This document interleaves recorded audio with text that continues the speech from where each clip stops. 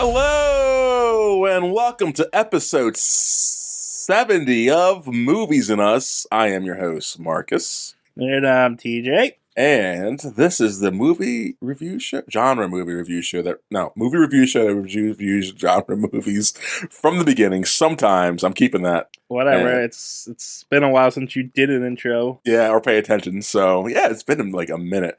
Welcome back, guys. And today we're going to review the first sequel in the MCU, the April 26, 2010 / May 7th, 2010 release of Iron Man 2. Man.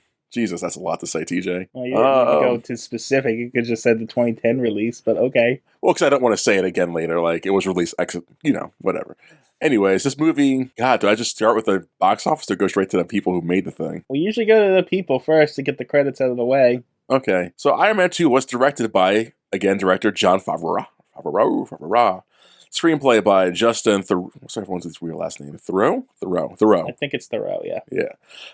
We don't care about based on. Produced by Kevin Feige. Starring Robert Downey Jr., Gwyneth Paltrow, Don Cheadle, Scarlett Johansson, Sam Rockwell, Mickey Rourke, Samuel L. Jackson, and Jon Favreau, Clark Gregg, Christine Everhart, John Slattery, Gary Shandling, Paul Bettany, Olivia Munn. Oh God, that name is Yevgeny Lazarov.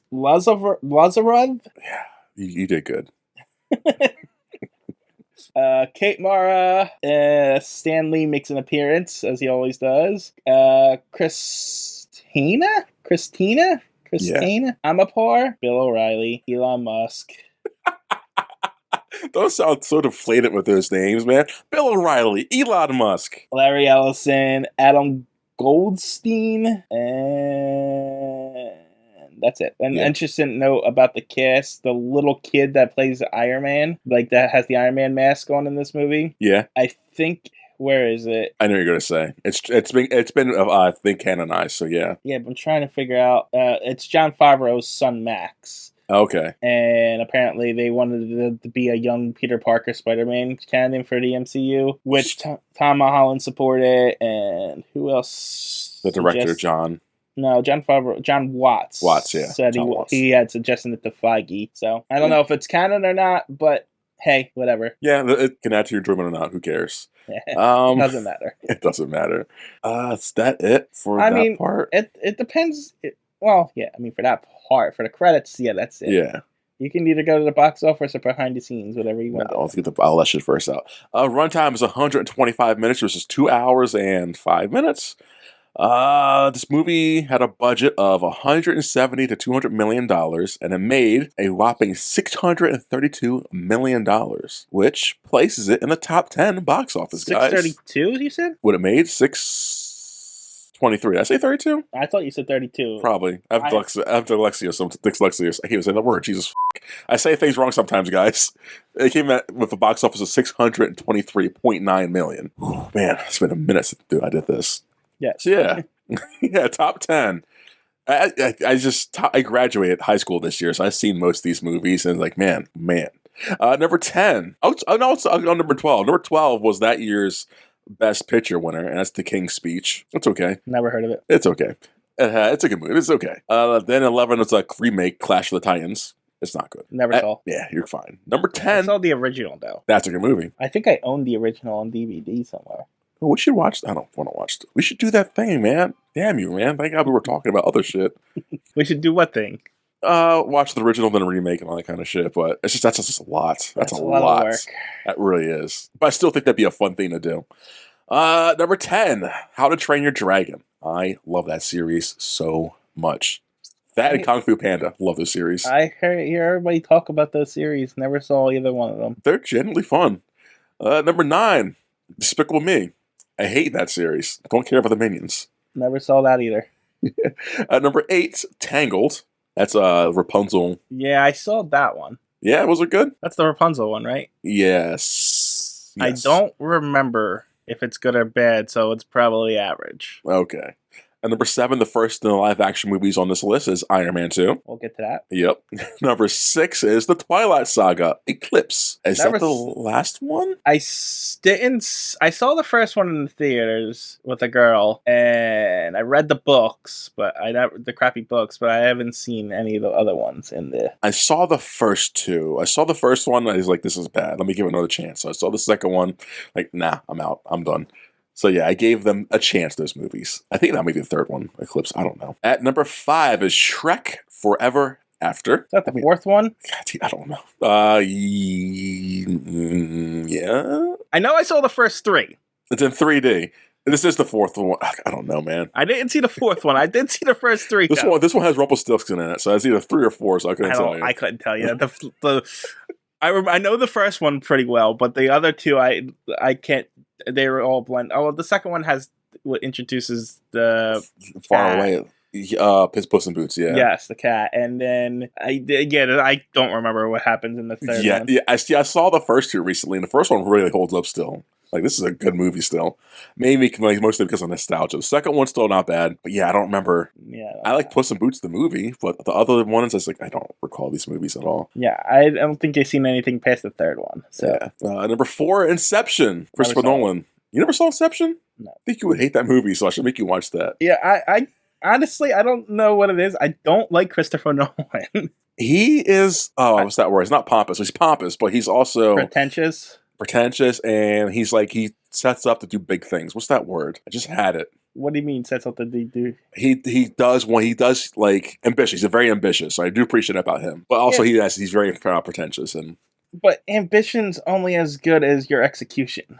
Yeah, and I do think some of his executions, some are good to a point. Well, I only know him from the Batman movies and like Inception and stuff like that, and I've never really seen a movie of his or heard of a movie that I was interested in. So Interstellar's not bad. Visually is pretty. Tenet, again, visually the things they do in that movie, very like, damn, how they do that kind of thing. But the story is so convoluted and overcomplicated for no reason. So yeah, that's what I don't like about Nolan. He just does over the top storytelling. Like, I honestly just think he's overrated. I would agree. I would adamantly agree. After seeing the Batman movies, and I used to argue that with you, but I think you're kind of right. I'll say that with J.J. Abrams, he's overrated. I think most. Oh, we're going to talk about J.J. Abrams in a moment. Behind the scenes stuff, I guess. A little past that. Huh. Number 3, Harry Potter and Deathly Hallows Part 1. Never saw it. Although I like Harry Potter. I read all the books. We have this conversation every time I bring up Harry Potter. Yeah, I know. But I don't like the movies for reasons I've already stated. But I especially don't like I didn't want to see the last ones because one, they split it into 2 movies.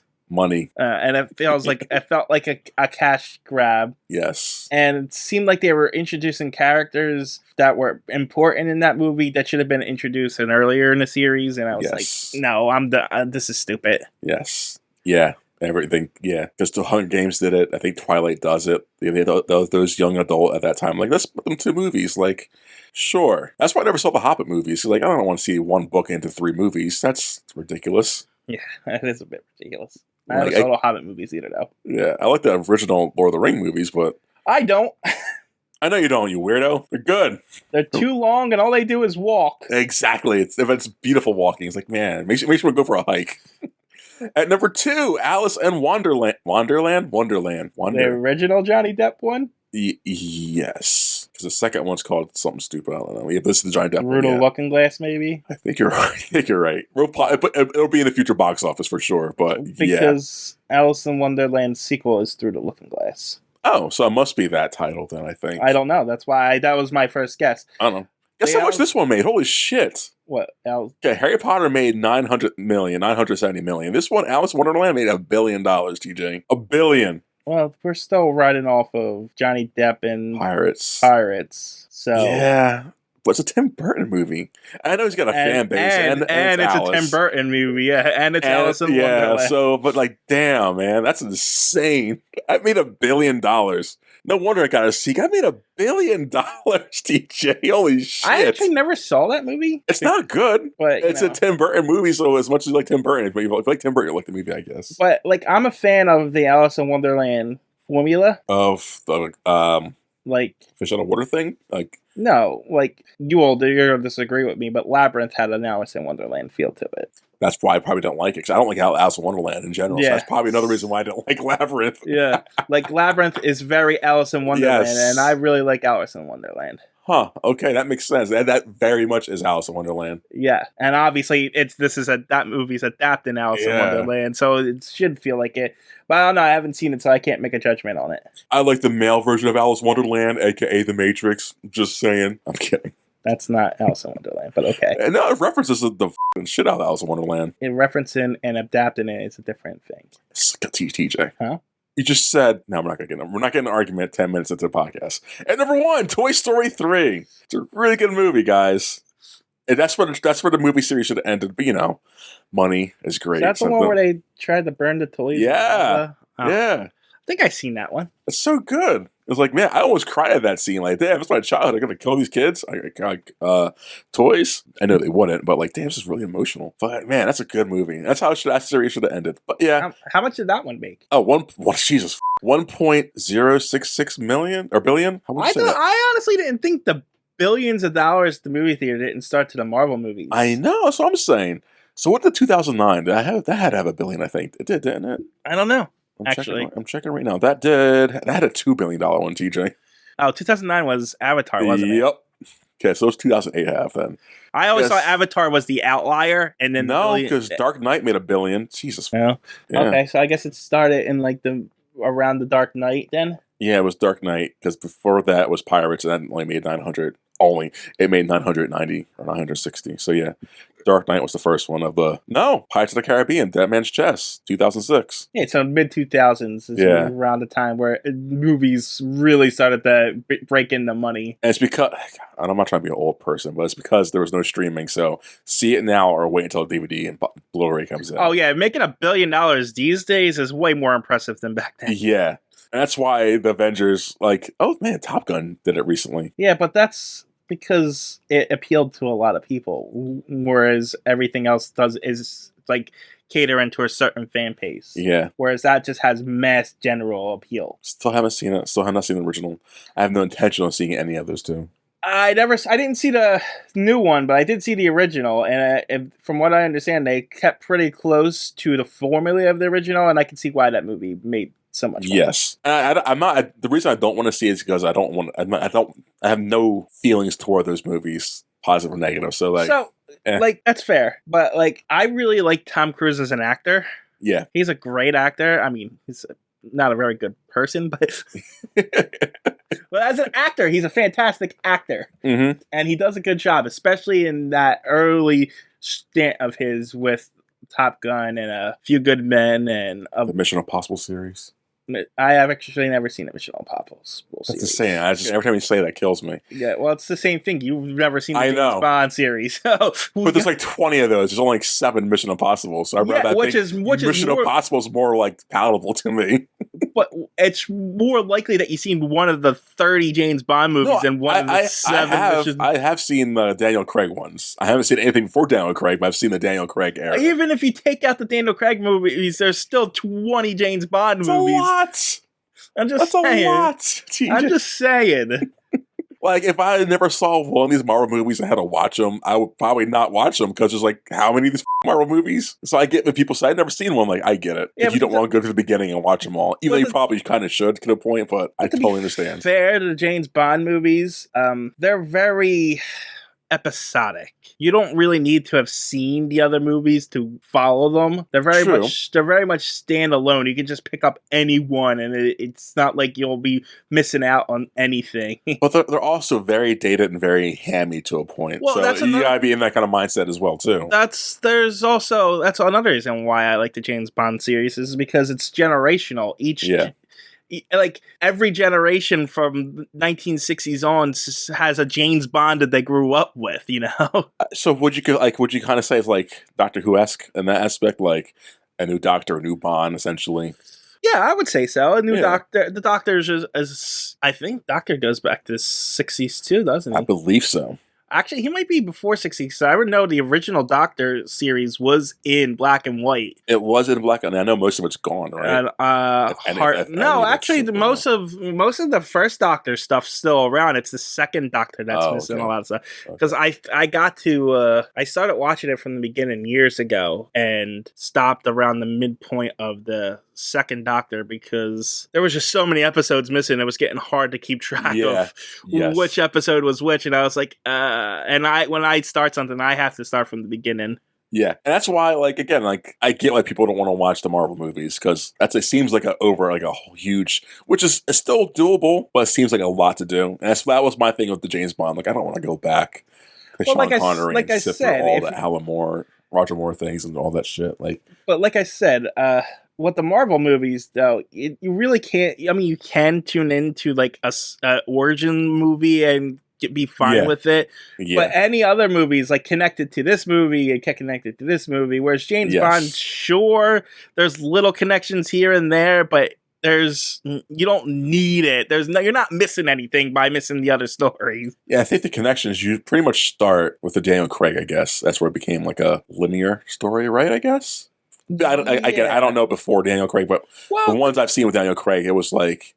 I mean, it's, to be fair, like, the Sean Connerys are kind of a little connected. The Roger Moores are a little connected, you know. Okay. There's a connective tissue for those movies, but, like, you can go into... If you watch a Roger Moore movie, you're not going to miss anything if you go and watch a Pierce Brosnan James Bond movie. Yeah, exactly. You know what I mean? Exactly.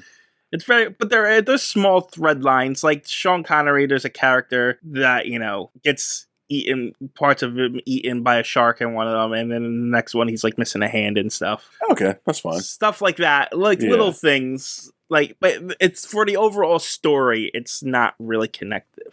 Gotcha. How we get down that rabbit hole? I don't know. We always end up on those. I don't know how we got on that one.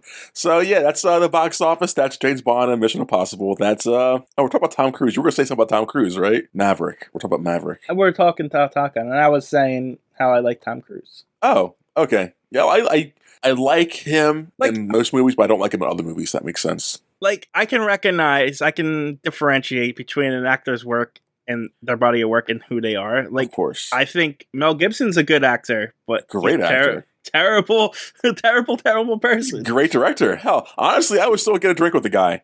I know he's a bad person, but like, if he was at a bar, I'm like, yo, can I sit down and drink it with you, man? Like, have you seen Braveheart? I mean, it's a great movie. Have you seen Apocalypto? He makes good movies. What was the other one? The American Civil War, Patriot. Oh, yeah, Patriot. That was a good Lethal Weapon series. Mad Max. I like Mel Gibson.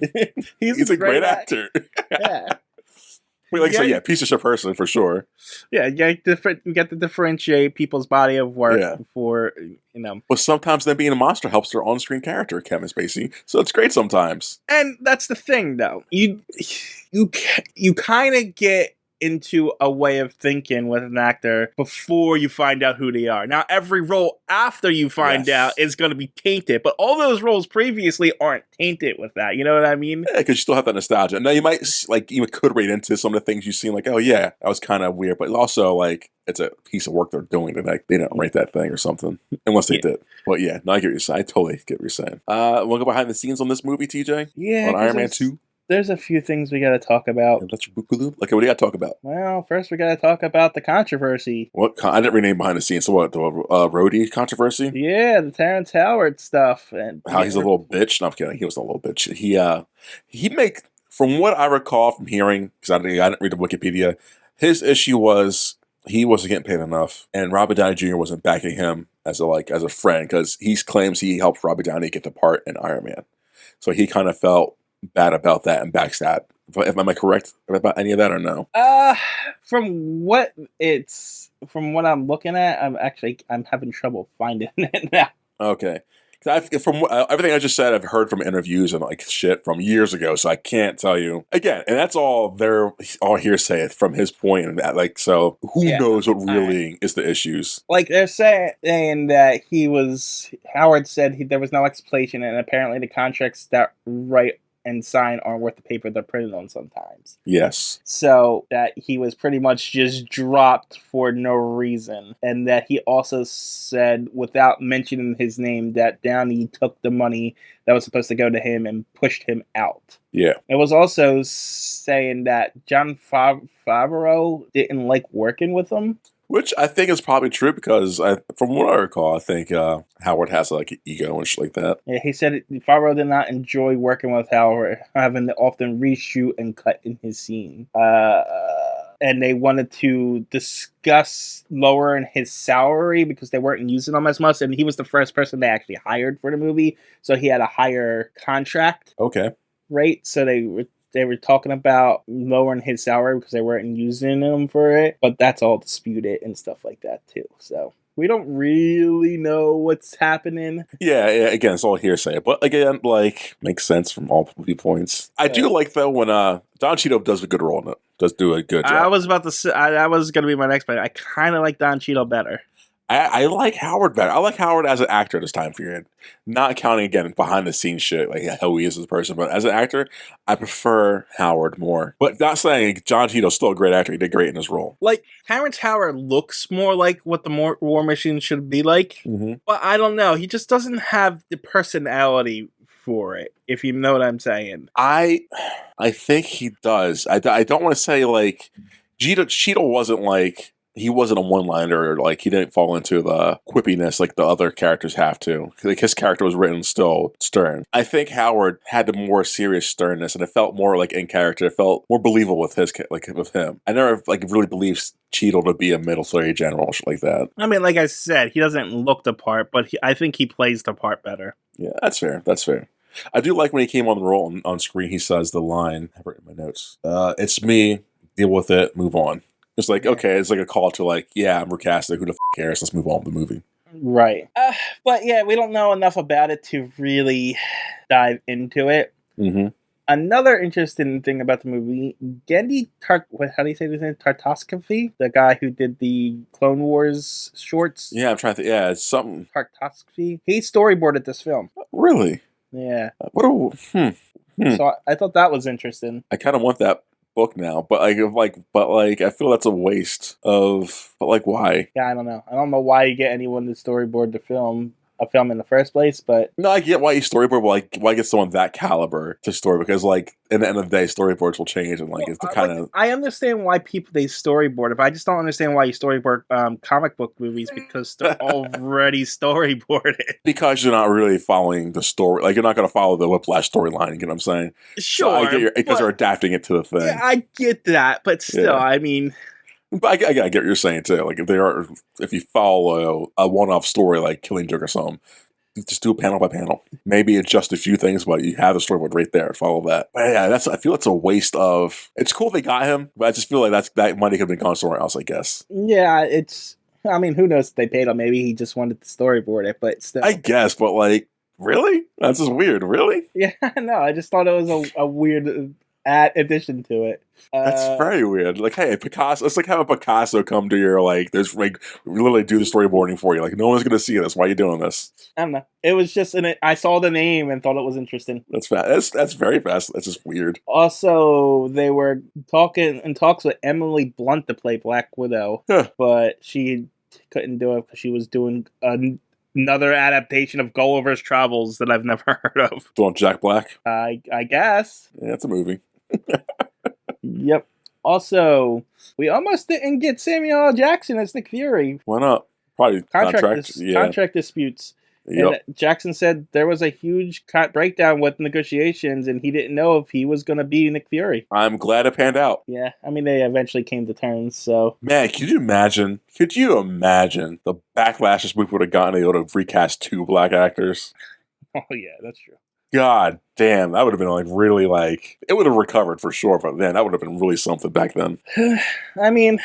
Genndy, there it is. Genndy, I was looking for it, sorry. Genndy Tartakovsky. Yeah, Tartakovsky, whatever. You guys know what we're talking about. But yeah, sorry. Yeah, I mean, I forget what I was going to say. Samuel Jackson recasting him in 2 black actors. Yeah, no, there was a point that I was going to make that I don't remember. So. I'm sorry. It's all right.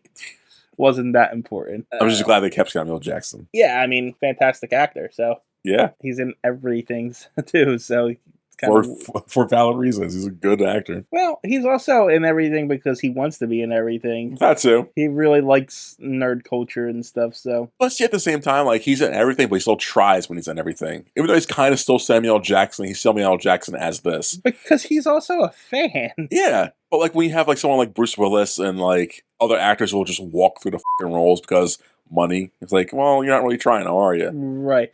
But like I think he generally likes comic books. He generally Yes. likes Star Wars. Yes. I think he generally likes acting. Yes. Like if you're as big his name as Samuel L. Jackson, who does a movie like Snakes on a Plane? Exactly. He likes being a nerd culture. Like, that's awesome. He's kind of like who's the other one that's been doing random? Nick Cage. He just likes acting. Yes. Like him, Cage. I think Mark Hamill nowadays is supposed to be like, yeah, like I know I am what I am. I like what I'm doing. Yeah. Keanu. Yeah.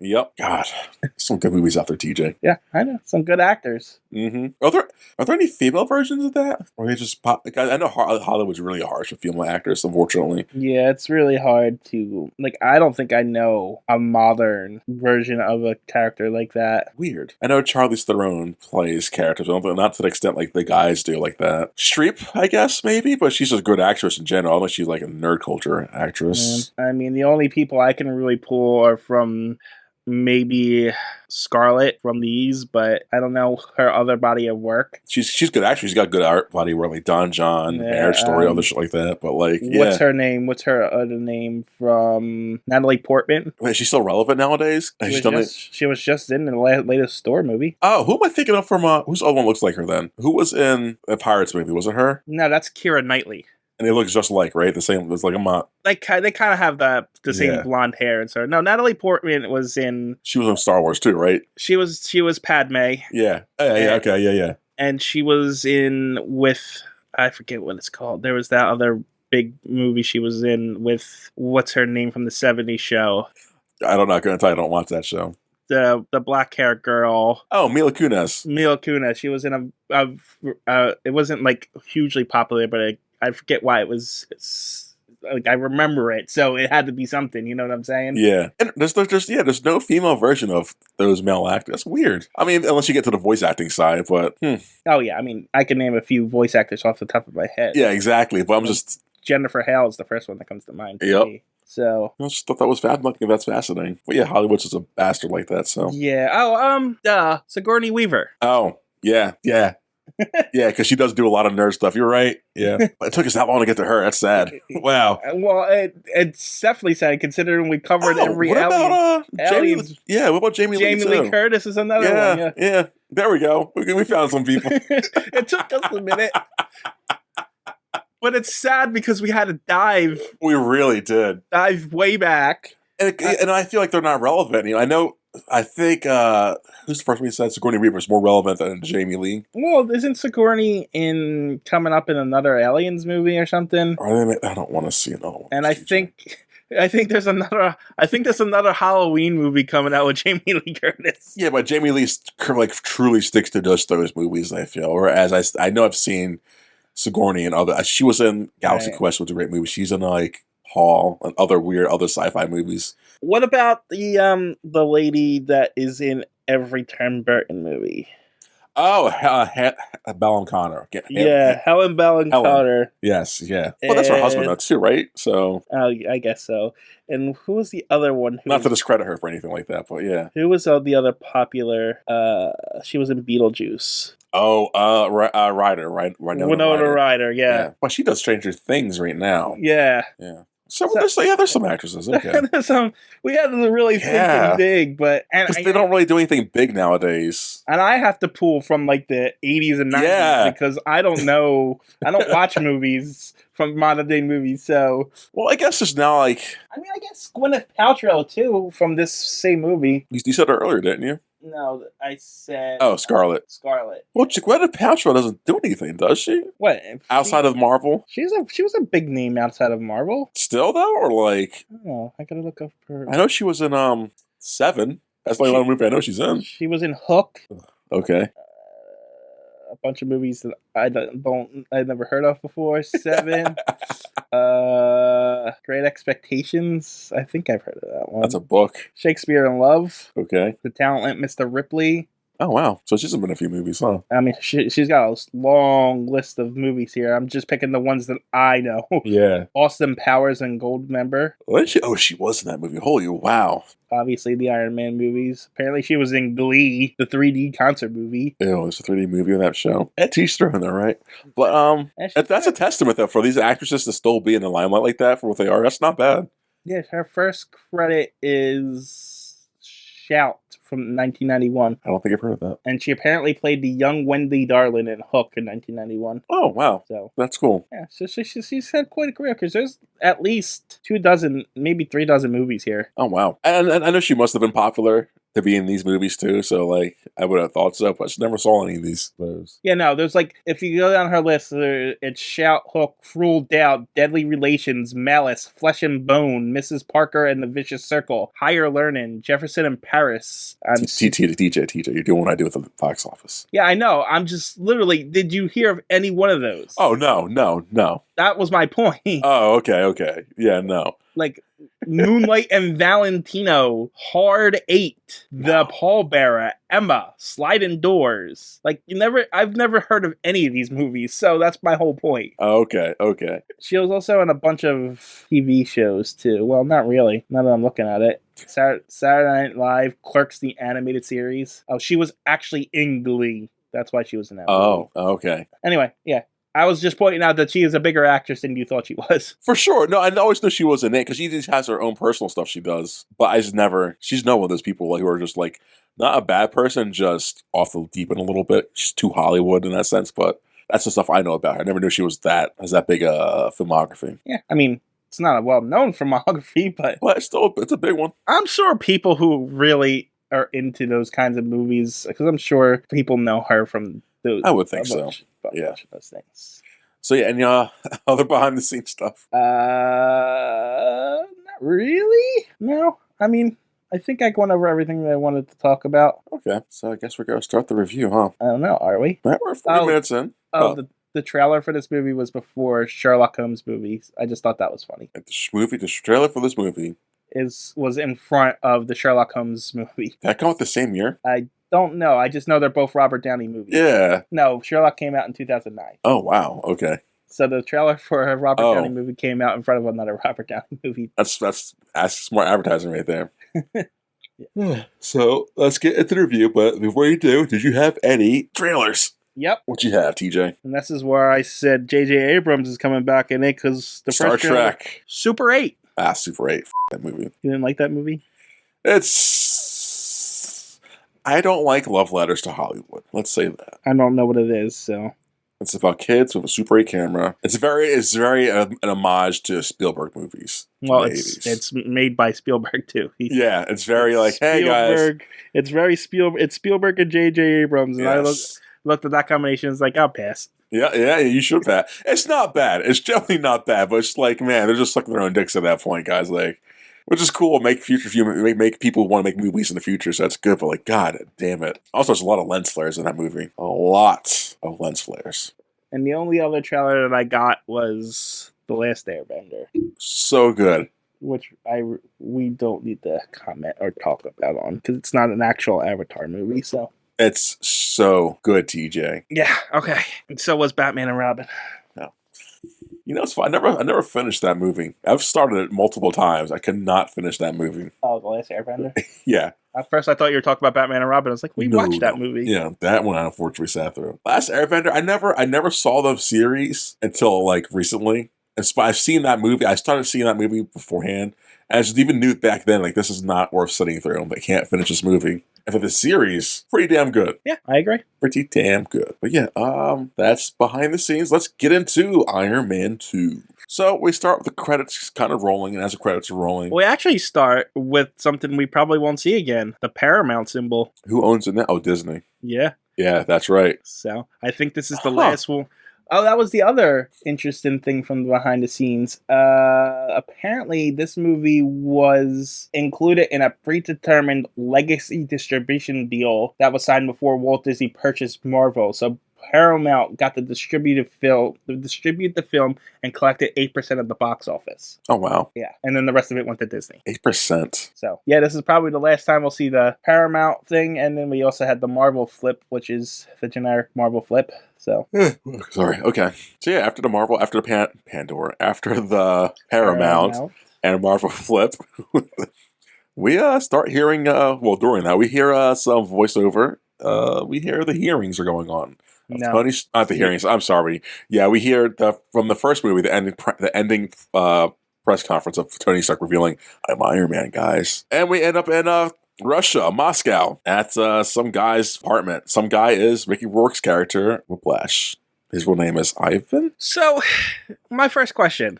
Yeah. Is Tony Stark announcing he's Iron Man so big of news that it's on the news in Russian? Yes, I would think so, yeah.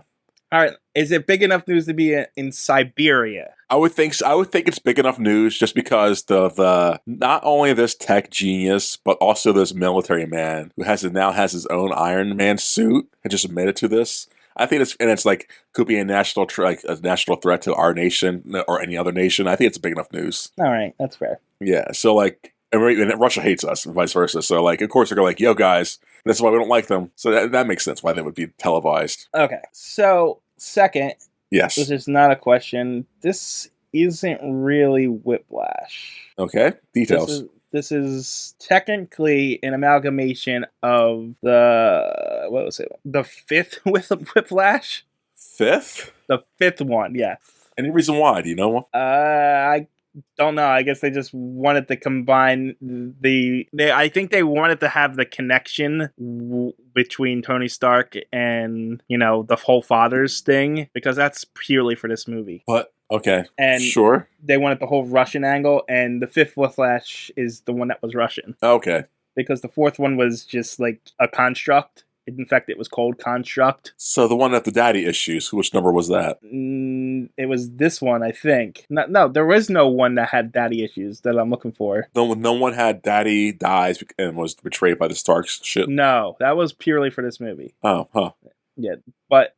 So yeah, but he's not. He's just a part of the fifth Whiplash and another villain called the Crimson Dynamo. Sounds pretty cheesy and lame. Because every Iron Man villain has to be in a suit for some reason. Well, it's like how every Spider-Man villain's an animal. But Whiplash never had a suit. Yeah, he was just a guy with whips, essentially. Yes. Whereas the Crimson Dynamo is the one that came up with the suit that he had at the end, minus the whips, essentially. So they combined the two and made one character. I like it, though. I think it works. To a point. I think it works to a point. I have my critiques about this movie for sure. But I like it. Right. And also, a bunch of the character quirks that are... the bird and shit like that. Like, the tattoos, the gold teeth, and the bird were all Mickey Rourke. Of course. He wanted to incorporate it. In fact, he wanted to incorporate them so bad that he actually paid for the bird and the gold teeth with his own money. Of course. So, because that makes a character, not being, you know what I mean. Not. He also wanted half of the dialogue to be in Russian, so that's why. Does he speak Russian? He must, I guess, huh? I mean, either he speaks Russian or he learned these specific lines for this movie. Well, that's what I'm saying. So if he fought for it to be in Russian, I hope this is proper real Russian, not like I translated it for the script. I don't know. I'm a comic guy. I'm not a language purist. I know. So someone in the comments, let us know if this is good or bad Russian. Anyways, Tony Stark's... Do you want to say anything else? No. I just wanted to bring that up about him. I'm going to probably go through each person that I haven't already talked about in the previous movie that's introducing this one. So okay. So Tony Stark's on news saying, "Hey, I'm Iron Man." As we're in Russia, Mickey Rourke's dad is sick and dying. He's dying, and his last dying breath is, "I'm sorry, son. The Starks suck," or some shit like that. No, all I can give you is avenge me. It's not what he says at all. No, not even close. What's he say? He says, "All I can give you is my knowledge." Okay, and he passes on, and Mickey Rourke does a really creepy no cry thing. He's not good in this movie for some reason, acting wise. But after that, Daddy's dead. We get an opening credits montage of Mickey Rourke's version of Iron Man's building suit thing. Yeah, he's a super genius. Yeah. Also, it's behind the scenes stuff, Mickey Rourke said the hardest part of the role for him was pretending to be good with like computers and stuff because he has no idea what any of that stuff is. Kind of sounds like you. I know my computer stuff. I just don't. I'm more of a software guy than a hardware guy. Yeah. Yes. So yeah, as the opening credits go, Rourke is building his own Whiplash suits with Tony Stark's arc reactor diagrams that his father had. And this apparently takes 6 months because now 6 months later. So I assume this movie takes 6 months after the first movie. Yes. Okay, so that's how that works. Because I know the timeline for these movies gets really wacky in future installments. Well, they're on a linear timeline right now. Yeah. Up until not the next one, but the following one. The timeline gets out of whack. Oh, Captain. Yeah. Okay. So 6 months later, we see Iron Man jumping off a plane, and he's jumping out of a plane to land at the Stark Expo. Guys, he's bringing it back. It's a big super event that has... It's like the World's Fair. Yeah, it's the World's Fair. That's the term. Except for some reason it lasts all year long. Because, money. It's probably a tax write-off or shit like that. Even though Gwen is... I just don't understand how they run an event all year long. The type of personnel that's going to require and... you're pretty much shutting down that section of the city for a year. Yeah, well, I mean, it's almost like having a amusement park, be there for a year and then leave. So you build Disneyland for a year. But this was also supposed to be like a World Fair kind of thing. So are they going to have it every year? Or is this just a one and done kind of deal? Or... And my logic would be like once every 10 years. Because just how much...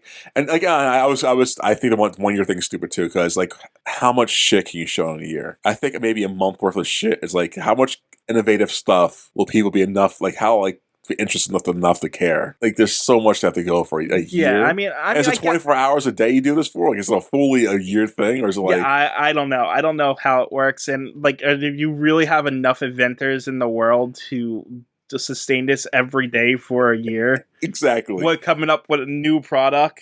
And I don't think you do. There's no way. Like, no, you don't. There's no way. I mean, I guess in this world, probably, because I mean, I guess if you're doing it like you know what E3 is? Yeah. Well, like that, where you have presentations on certain days, and then the rest of the time you're just going around looking at things that already there, and it's more like it's more like a convention kind of thing. And that's the vibes I got too, but like a year. Yeah, I know. Like I said, it's to coordinate something like that is a little ridiculous. But also, it does give jobs. So like.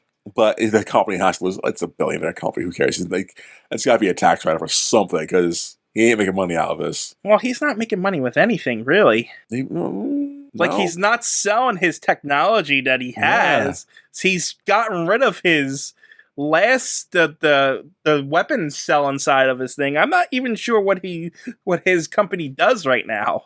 Huh. Because there is a lot of company talk in this movie for sure, but they never say, like, they're doing this or that. Yeah, we don't know what they're selling and what they're doing. He always says, my business is peace now, so... Yeah, we're pretty much going off of the fact that he's running off the Iron Man reputation, but he's not selling a product, so I don't know how he's making money. And even in the future films, like, he has the Avengers, but, like, is that government funded at that point? Like, where's that line? It must be government funded, huh? Because what's Nick Fury and the Shield is government. Avengers, it was Shield that was funding everything, sure. And I'm sure he's still putting a lot of money into it, though. And I'm sure he's still got a shitload of money left over from his dad and stuff, but like I'm not sure what the business is at this point. Yeah. Because he never does sell any of these suits. He gives his suit, spoilers later, to the government, but not really. But he doesn't sell anything, so I don't know what his job is. Maybe the arc reactor eventually for sustainable energy and stuff like the But even then, they're still losing money at that point. Well, if he's selling the technology, that's money, I guess. Yeah, I don't know. Yeah, it's weird. So yeah, don't think too hard about it, guys. It's a comic movie, right? Yeah. So, anyways, at the speech, he's just going. I'm just laying down. He's like, "This is the longest period of time of peace." 1974. For some reason, he has a bunch of cheerleaders dancing in the background. Yeah, it's Iron Man. He's like he's very egotistical in this movie, guys. More like very egotistical for reasons we'll get to. But yeah, when you're Expo, and as he introduces his dad's real of segueing to his dad and talk about Expo shit. I actually don't think he's egotistical in this movie. I think he's No, wrong word. He's self-destructive. yes, for a reason. It comes off as egotistical, but it's very self-destructive, and we'll see for reasons. Right. He's intentionally doing mean things for reasons. Yes, because we see that he's got a blood toxicity level of 19% right now because of his arc reactor in his heart. Because of the polonium that he uses in his heart. Yes, it's slowly killing him. Yep. So as after that bit happens, Tony's going to his car and he's getting escorted by Happy. Did you mention the dad? The video of the dad? Yeah, dad's real. It comes back in later, so. Yeah, that's why I said, did you bring it up? Yeah, he segued to his dad, yeah. Okay. Yeah. I missed it.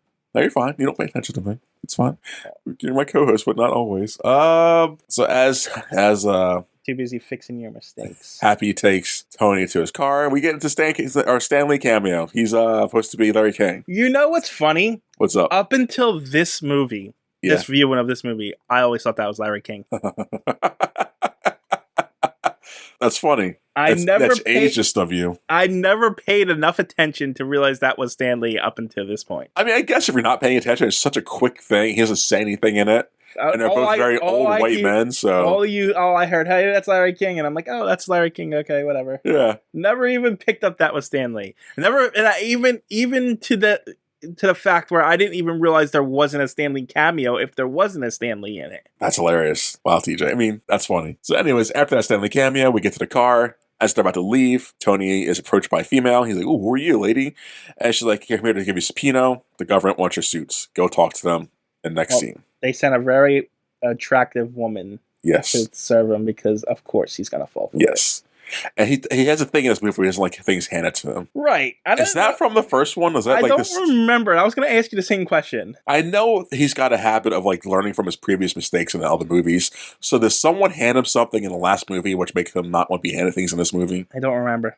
Like, I feel like Jebediah must have done something where he handed him something and it backfired on Tony. So, like, it could be that. Because I don't remember that ever being a thing in the last movie. It's possible, but like I said, I don't remember. Okay. The fans are probably going to yell at us. I don't care enough. But yeah, just bringing it up for you guys. So next sequence, we get to the Senate. It's honestly, this whole opening is probably the best part of the movie. Weirdly, all the Senate stuff is great. Right, like this whole opening from the Stark Expo and him getting served, him, betraying, the incompetencies of the other countries and stuff. It's pretty much the best part of the movie. Even the part with the race scene, the first 40 minutes are great, in my opinion. Then after that, the movie drags. And then the ending happens. Well, the villain isn't that great. I know, I won't get into that. It's mishandled. It could have been a really interesting character with oh, your family sucks, so you guys stole from my family. It could have been a really well executed character, but they just didn't do shit with him. Now, rewatching this, I realize this movie isn't as bad as I remember it being. No. And actually, there are some really, really good Iron Man movies. There's a fantastic Iron Man movie in here. It's just surrounded by things that bring it down. Yes. I don't want to say they focus on the wrong things in this movie, but it feels like they focus on the wrong... I like his whole self-destructive arc.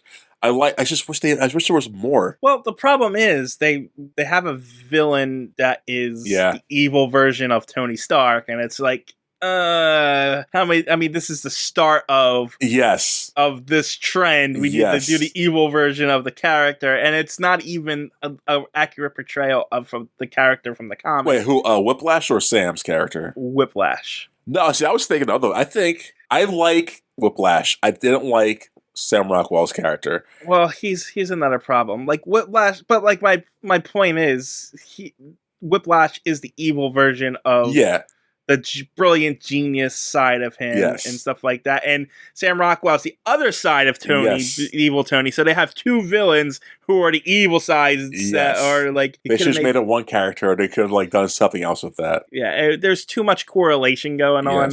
Anyways, Congress talks to Tony, like, hey, Tony, your suit's dangerous. It's a weapon. Tony's like, it's not a weapon, it's a suit. Go fuck yourselves.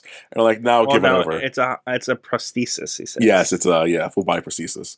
And this pretty much just like the government wants the suits over because they don't trust him with it. And Tony's like, nah. He's hamming it up, just waving at the camera. It's like, nah, it's not going to happen. It's my suit. They introduce Sam Rockwell's character. I forget his name. Hammer. Justin Hammer. Yeah, Justin Hammer. He is, like you said, the bad version. He's like a knockoff of Tony Stark. His machines and his stuff are great compared to Tony Stark's. He's like a millionaire probably, not billionaire. Just like He's just the head of another corporation. Yeah, just degrade Tony. Which he is completely changed from his comic counterpart. Explain it to us. Because in the comics, he's an old English man. Oh. In fact, the character is a tribute to the actor Peter Cushing. Really? Yeah. Oh, wow. So they completely changed that. He's also not an idiot in the comics. He's kind of like evil corporate guy. Like he's the one funding the villains that are going after Iron Man throughout the series. Okay. Like he says, how do you think, when he's first introduced, he says, how do you think these guys are getting funded in their equipment? They're coming to, I'm supplying them for 50% of their loot. See, I like that. And he also has his hideout is a giant boat. No. Oh, okay. Super yacht. It's a giant boat that pretty much has a city on it. Okay, it looks like a float-in city.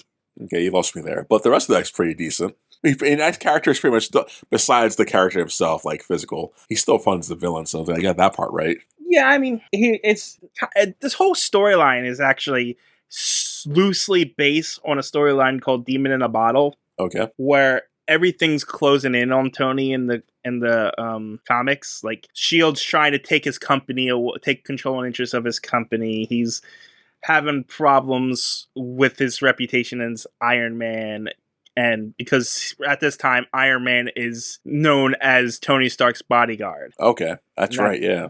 So, and there's everything's closing in on him so far, and instead, like in this one, everything's closing in on him. He's acting out and doing stuff, but in the comics, he actually turns to alcohol and starts becoming an alcoholic and really taking things out and becoming down that road. And it builds up and builds up and it starts building up. And one of the things that happen is Hammer is introduced in it, and he's found a way to tap into the Iron Man suit. Okay. And during, I forget what it is, some kind of event, he's there with a foreign dignitary who's only gave their country's contract to Stark Industries because they're a fan of Iron Man. But while they're posing for a picture, Hammer takes over the suit and uses that chest beam to murder the dignitary, have Iron Man murder the dignitary. Oh, wow. So now Iron Man's looked at as a murderer, but, it's a super hero comic from the 70s, late 70s. So they're like, oh, the police like, oh,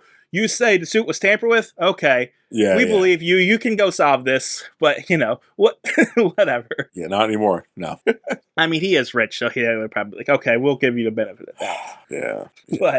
But yeah, so, and then it all it comes into, it ends with a story called Demon in a Bottle, where pretty much Tony gets an intervention from this woman that is not in this movie. I forget her name. Her name's Bethany or something. I don't know. She's an Iron Man character that I never heard of before I started reading it, which I've read for this movie. Okay. And she pretty much had a husband who died the same way by taking too many pills, went into addiction, and it crashed, and his car died, and she won't let him do it, and it's a whole intervention thing. And then Tony overcomes his drinking habits, even though, and then they is saved, so forth and so forth. He can handle everything now. Yeah, because it works that way. Okay. So, I mean, I guess it's one of the big Iron Man storylines. It is. And, it's loosely adapted here. Like, the only drunk scene in this is the birthday party. I'm not even sure he's actually drunk there, but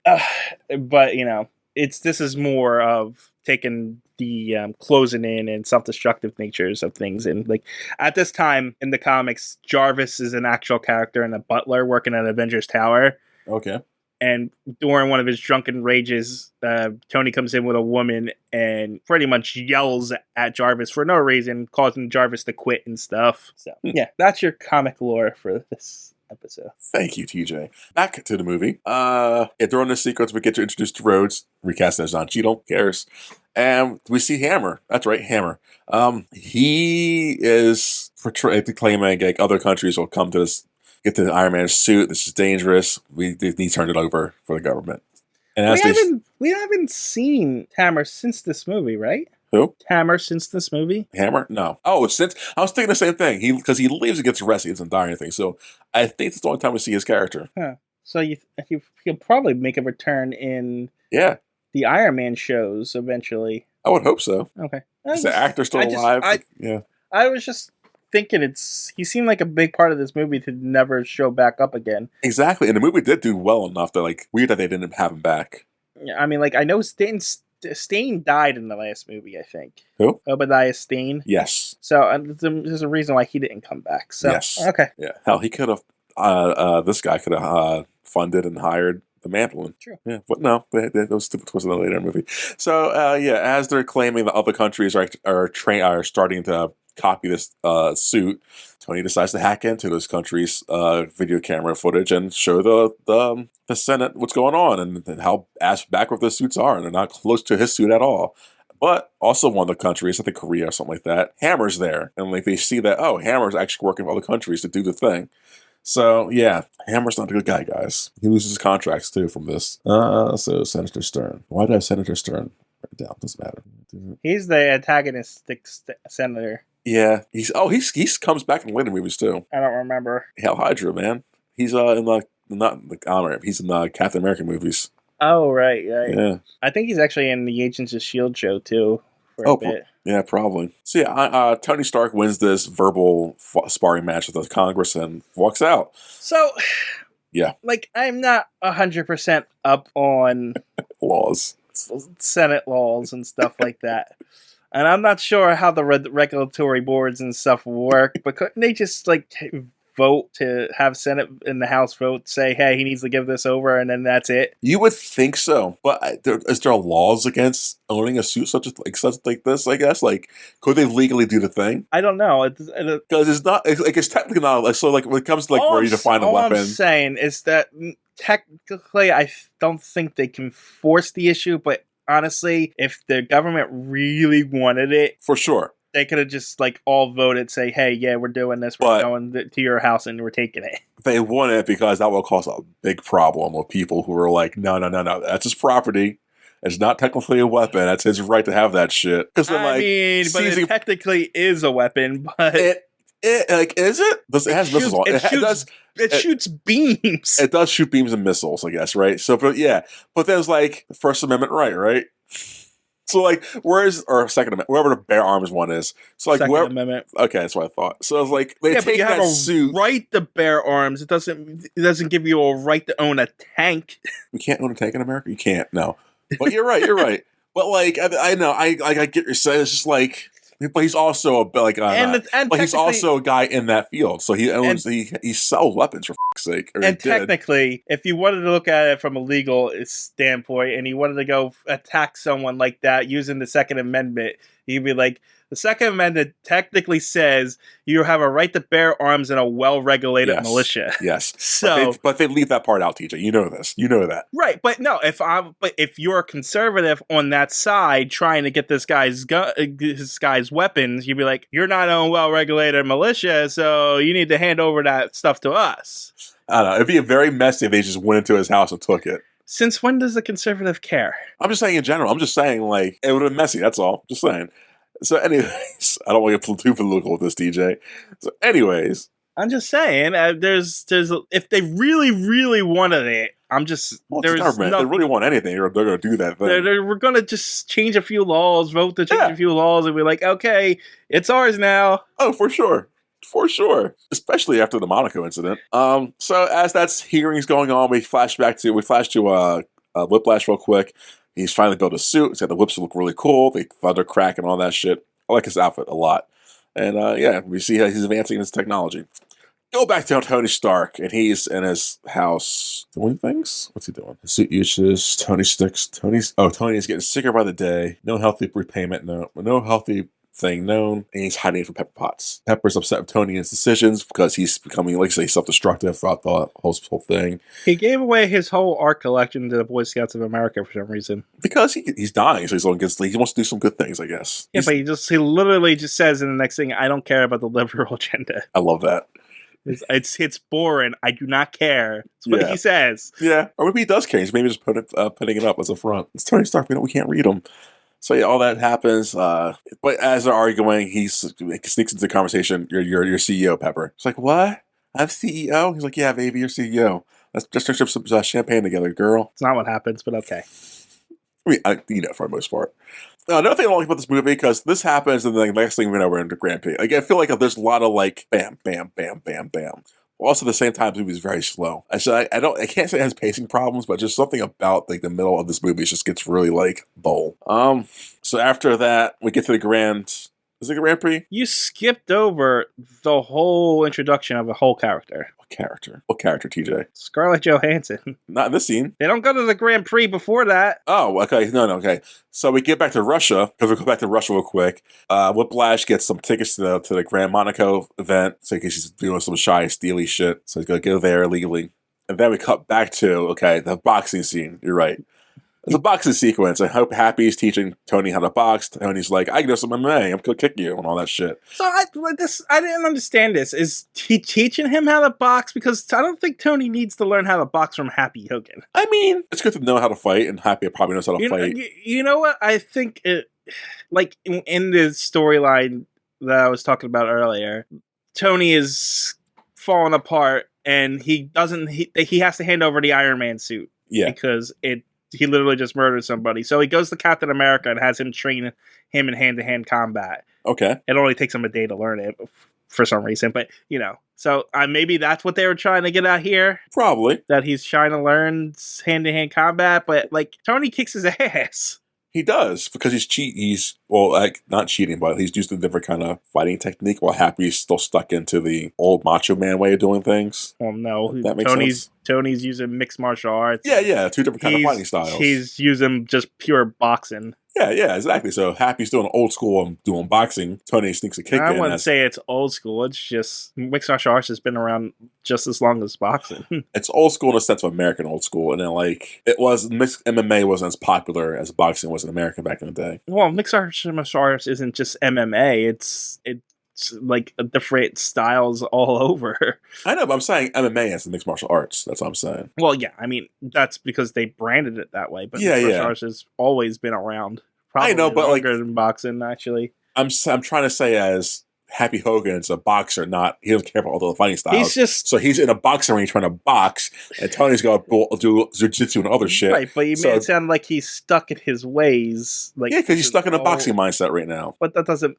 It's not the old-fashioned ways. It's essentially the old-fashioned ways. No, I disagree. I think they're both arts are just as old. That's all I'm getting at. Technically, you're right, but I'm saying in an American culture, boxing is the fighting style. Now, as in society and or in the earth, yeah, martial arts is for sure more ancient than boxing. Continue. Go ahead. Okay. So as they're fighting, Gwyneth walks in with Black Widow.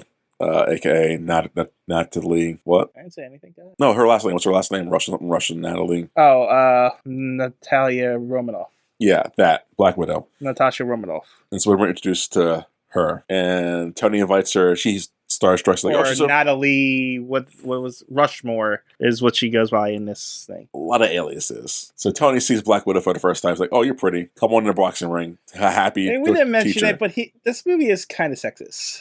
I mean. I know. It's Tony Stark. What do you expect? Yeah, I know, but they literally use her character as a sex symbol in this. Yeah, that's her character to a point. But it's not just Tony doing it, it's just the way she's portrayed. That's the point, right? It's literally everyone's first time seeing this character. We have no idea that's his Black Widow as an audience. Like, if you're a comic book person, sure, you probably know who that is. But as an average audience, okay, pretty girl, oh, she knows how to fight, pretty cool. And then oh, she knows how to fight, oh, she's Black Widow, that's really cool. So that's the movie did the thing right. But when she's introduced, she's just supposed to be someone from legal who, what's Gwyneth Paltrow's character's name? Pepper Potts. Pepper Potts says that's a sexual harassment suit waiting to happen. Yep. Yeah. So, I don't know, it's a little more sexist than I remembered. TJ, every female character in these two Iron Man movies have been f***ing models. Yeah, am I wrong? That's movie culture. Doesn't mean you need to treat them that way. But Tony Stark, as a playboy as he is, that's what he does. Tony Stark's character, sure, he will do it. But even the way they have the actresses act and stuff like that, and even the way you just present it is that way, is what I'm getting at. Yeah, but they do that to show, like, they're played up that way because that's how Tony Stark sees him, I guess. Like, it's like how you got that sexist feeling in that one animated movie, and I didn't. It's something that I felt rewatching it. It's like the first time I felt it watching this movie, but I saw it this time for some reason. Fascinating. Yeah. Maybe because that's Black Widow, what she turns out to be, so you're seeing her as this. Yeah, maybe. I don't know. Again, she's in character right now, as in, like, I'm playing this character. I'm playing this a facade of a person. But she's not really, like, being flirty or anything like that. Not in this opening scene, but, like, they're showing her modeling and stuff. Yeah, I don't like that. I do dislike that, yeah. There was no reason to show modeling pictures of her. And, like, I get it. It's a S.H.I.E.L.D. backstop identity. And if you're going to get Tony Stark's attention, you're going to, want this I get it, but you know what I mean? Yeah, and it's also weird because it's also implied at this time that Tony and Pepper are kind of in a relationship. Yes. So the fact that he's still kind of being this sexist asshole is... Well, I know a lot of guys that still do that. Yeah, I know, but still. Like, I'm not excusing their behavior, I just know a lot of guys that do that kind of shit. Those guys are general assholes where Tony is kind of just pretending to be one and they're trying to make us think he's an actual hero. Yeah. And all of this. He's not really bad, he's only doing it for these reasons, and yet he's still... Well, okay, let's think about this. How long has him and Pepper been dating for now? 6 months, right? I guess at this point? Probably around that point. So I would assume he's been a Playboy for how long, doing a Playboy thing? Years? Yeah. It's probably hard for him to turn that off or trying to segue. He's behaving himself, but he's still going to be like a flirtatious dude. Again, I'm not trying to defend this. He literally makes her his assistant after Pepper says no. That's because he does that throughout the whole movie. He just contradicts everything Pepper says, I feel. But that doesn't make any sense with the self-destructiveness. Like, he's doing the self-destructive thing so that he can give away the things that he needs to give away to make himself look better so that everyone else looks better. Yeah. But him making her his assistant doesn't do that in any way. It just makes him an asshole to the girl that he's supposed to be in a relationship with. Yes. You know what I mean? It doesn't further the story. It just keeps the Black Widow character in orbit. Yes. There you go. That's there. You figured it out. Well, no, like... I'm just saying, from a story perspective, doesn't make sense. Like, I get why they did it, but it doesn't further the story. It's pointless, is what I'm saying. I can agree with that. I don't know. I agree. Like, you're making good points. I'm just f***ing with you, TJ. But I agree with you. Okay. But I do disagree with the sexist part at the beginning statement. The first statement. Like, I didn't see this as a sexist movie, but I do agree with everything you just said. Okay. So yeah, Tony makes her go fight Happy. She shows Happy some moves, knocks Happy on his ass. Because she's a secret spy, guys. She can kick people's asses. And Tony's like turned on by that. And he signs off the company to Pepper, Potts in the scene. And I think that's it for that scene. Then we get to the Grand Prix Monaco. It's called Grand Prix. Well, no, he signs over the company to Pepper. That's what I said. He signs over the stuff to Pepper. Oh, I missed that. I just said that, TJ. I wasn't listening. I hear you typing in the background. Yeah, it's called the Grand Prix. They head to Monaco, baby. And yeah, okay. We get to a billionaire's lunch, and this is where Tony runs into Justin Hammer.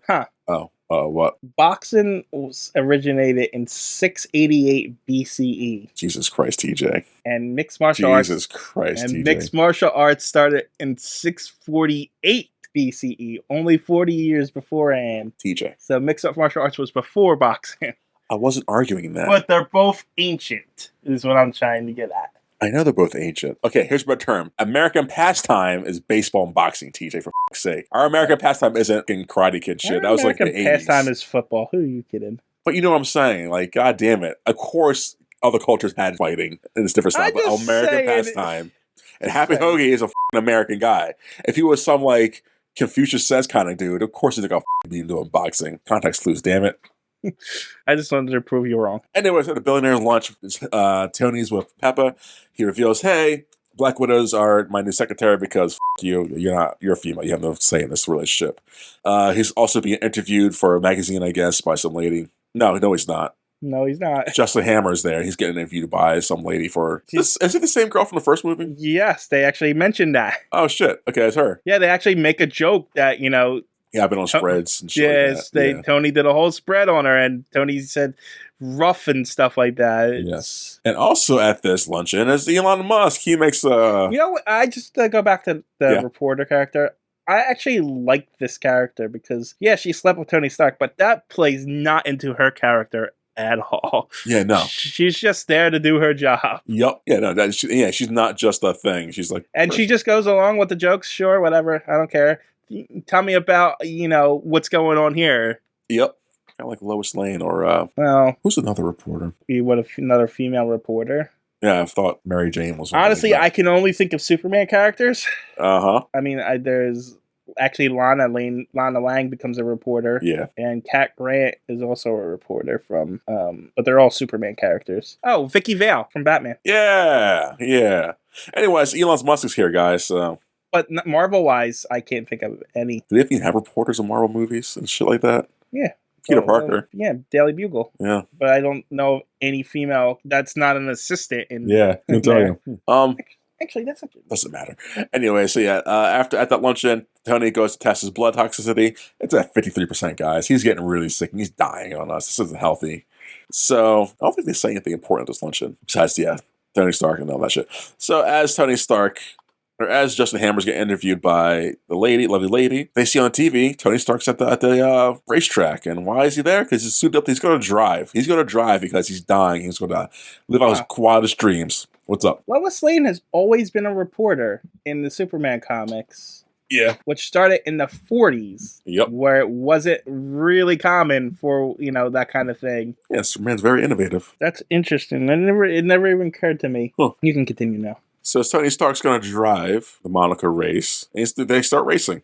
As that's going on, we see Whiplash is actually in some gear, as maintenance gear, I guess. He's slowly walking to the track, and as he walks onto the track slowly and epically, pulls out his Whiplash's shits, starts whiplashing the vehicles in half. It gets to Tony Stark's car, whips it in half. Mayhem ensues. Pepper and Happy race the track with their vehicle to pass Tony his Iron Man suit. They get to him, they do it. They run into Whiplash with their vehicle and pinning him against the wall. Thought he was dead, but no. I mean, he got hit by a car, but he ran into a fence that was given in. So, but they still pinned him though. His spine's probably tweaked. TJ. He's also wearing that brace thing around him too. But the brace, so he's got metal protection. I guess. What's that made out of? Damn. I mean, I don't know. What's the Iron Man suit made of? Is it really the same material? He did in his room. In Russia. So did Tony. He made it in a cave in Iraq. He made the original one in a cave in Iraq, but he then got billionaire money. But it was enough to sustain against gunshots and everything else. Yeah, I guess. That's implausible too then, huh? That's super implausible. Anyways, so as Whiplash is doing all this tech mayhem, which is pretty cool. It's a great scene. Go watch it, guys. It's epic. Tony's suit gets suited up, and he's got a suitcase. Get it? It's a suitcase. It's a suit, and this looks like a suitcase. Yeah, I get it, but actually, Tony Stark kept his Iron Man suit in a suitcase in the comics. I know, but this is actually a suitcase. It was actually not even metal. He would actually there's gloves and stuff. That's dumb. God damn it, dumb jokes. Anyway, so Iron Man suits up. He fights Whiplash for a hot second, and Whiplash loses, but not really because Whiplash says to Tony, "You lose." You lose, Tony. So I guess, Christine Everhart is the reporter we were talking about. Yeah. And she is a character from the comics. I didn't actually know that. I just thought she was for this movie. Oh, really? It was very... She worked for the Daily Bugle. Holy shit. And she covered Tony Hawk's appearance before the U.S. Senate. Yeah. Nice. So after the mayhem... And they're also telling me that Jessica Jones is a reporter. I thought she was an investigative private eye, but... We're not going to talk about her anyways. So after all that, what's-his-face gets arrested. Whiplash gets arrested and puts in a holding cell. Tony goes talk to him. And it's revealed that, Whiplash has relations to Tony because his father used to work for his father. Whiplash's father used to work for Tony's father. Is that here? Yeah. And Whiplash may have lost the fight, but he made people question Tony now because make a god bleed, etc., etc., etc. Also, if Whiplash knows about Tony's poisoning, Whiplash is very smart, apparently. Well, I mean, I guess you could deduce that if he knows how the thing works. I guess if he you can only be worked by polonium. I guess he would figure that out. Yeah. All right, fine. I answered my own question. So after that holding cell scene, Tony and Hopper about to go back in the private jet and head home. Tony's like, we should go somewhere else. We should spend time together and just forget everything that just happens. She's like, no, we can't. I'm a CEO now. We can't do this. He's like, damn it, baby. I love you. My birthday's coming up, girl. Let's go on vacation. He doesn't say any of this, but okay. I'm summarizing. And not very well, because none of that actually happens. That's what happens. She says they go on a plane, right? He says, let's go on vacation. Let's get out of here. She's like, nah, pretty much, no, I can't. After what just happened. I got a company to run. Yeah, I'm a CEO. Exactly. I just said that. Yeah. But you're making it sound like he was like, he wants to go on a romantic getaway when he's just trying to run away from everything. Yeah, same thing. It's not the same thing. He's dying. His blood toxicity levels at 55+%. He doesn't want to go on vacation just to be with her. I mean, he does. Yeah. But he's doing it because he doesn't want to go home. He doesn't want to go back to that life. He wants to just run away. Yeah, he wants to die happily and peacefully. I don't know if he could die. I don't think that's he can't. No, he could die painful, miserably, coughing up blood. And she's like, oh my God, what's going on? The heart thing, baby. Anyways, so then we get a prison escape with for Whiplash. He kills some people. He escapes. Ends up at a plane hangar. And who's at the hangar? It's Justin Hammer waiting for him. And Justin's offers God, these fucking characters' names. Whiplash. Character names. Whiplash, during the prison escape, he had a guy who looked just like him in the same suit. And he died in his suit, I guess. So now they all think Whiplash is dead. So not to interrupt you. So apparently Jessica Jones worked for the Daily Bugle. Oh my God, TJ, no one cares. So yeah, that's interesting. Okay, cool. Why does everyone work for the Daily Bugle? Because it has to happen that way. Do they only have one newspaper in the Marvel universe? Yeah. So as Whiplash is talking to Hammer, Hammer's like, hey, come fun. I'm gonna work for me. I'm gonna fund you of all your endeavors. Make suits better than Tony Stark's, and we're both happy. And that's a deal. We cut to Tony talking to Rhodey. Rhodey's like, "Hey Tony, what the was that? That guy had a suit of yours. Bring the suit over to the government. We can't have you have the suit. Oh no, you're sick, Tony." Because Tony Stark reveals that not reveal, but Tony is very sick and can't barely walk. So Rhodes like, no. Then we get back to Tony Stark's birthday night. Tony's talking to Black Widow about the party. He's like, what would you do on your last day, Widow? She's like, whatever I wanted with whoever I wanted to do it with. So Tony decides to take that and gets drunk and acts like a fool. So what's up? Is he drunk here? I would say yeah. You think? Because I felt like he was just putting on an act to me. I mean, he's acting. No. I would say you would think he could handle his alcohol because he's Tony Stark, but with his blood toxicity being f***ed up, it probably made him drunker than expected. That being said, I actually think his blood toxicity being messed up would make it more likely that he'd be absorbing a lot more of that stuff and exacerbate in the poisonous aspects of it rather than the intoxication part of it. But then why would he? I would agree if he was acting drunk just to take people out, but he wanted people to stay there longer. So I don't like. Why would he act drunk for? Because the point is to get to piss off Rhodey, so he takes the suit because he doesn't want to just give him the suit because he's dying because he doesn't want anyone to know that. So if he's so much of an ass that it forces Rhodey to take the suit, that he comes and he can have it because, like they say later, that Tony's got plenty of contingencies to stop from unauthorized people from taking whatever they want. Yeah. So he had to allow all this to happen.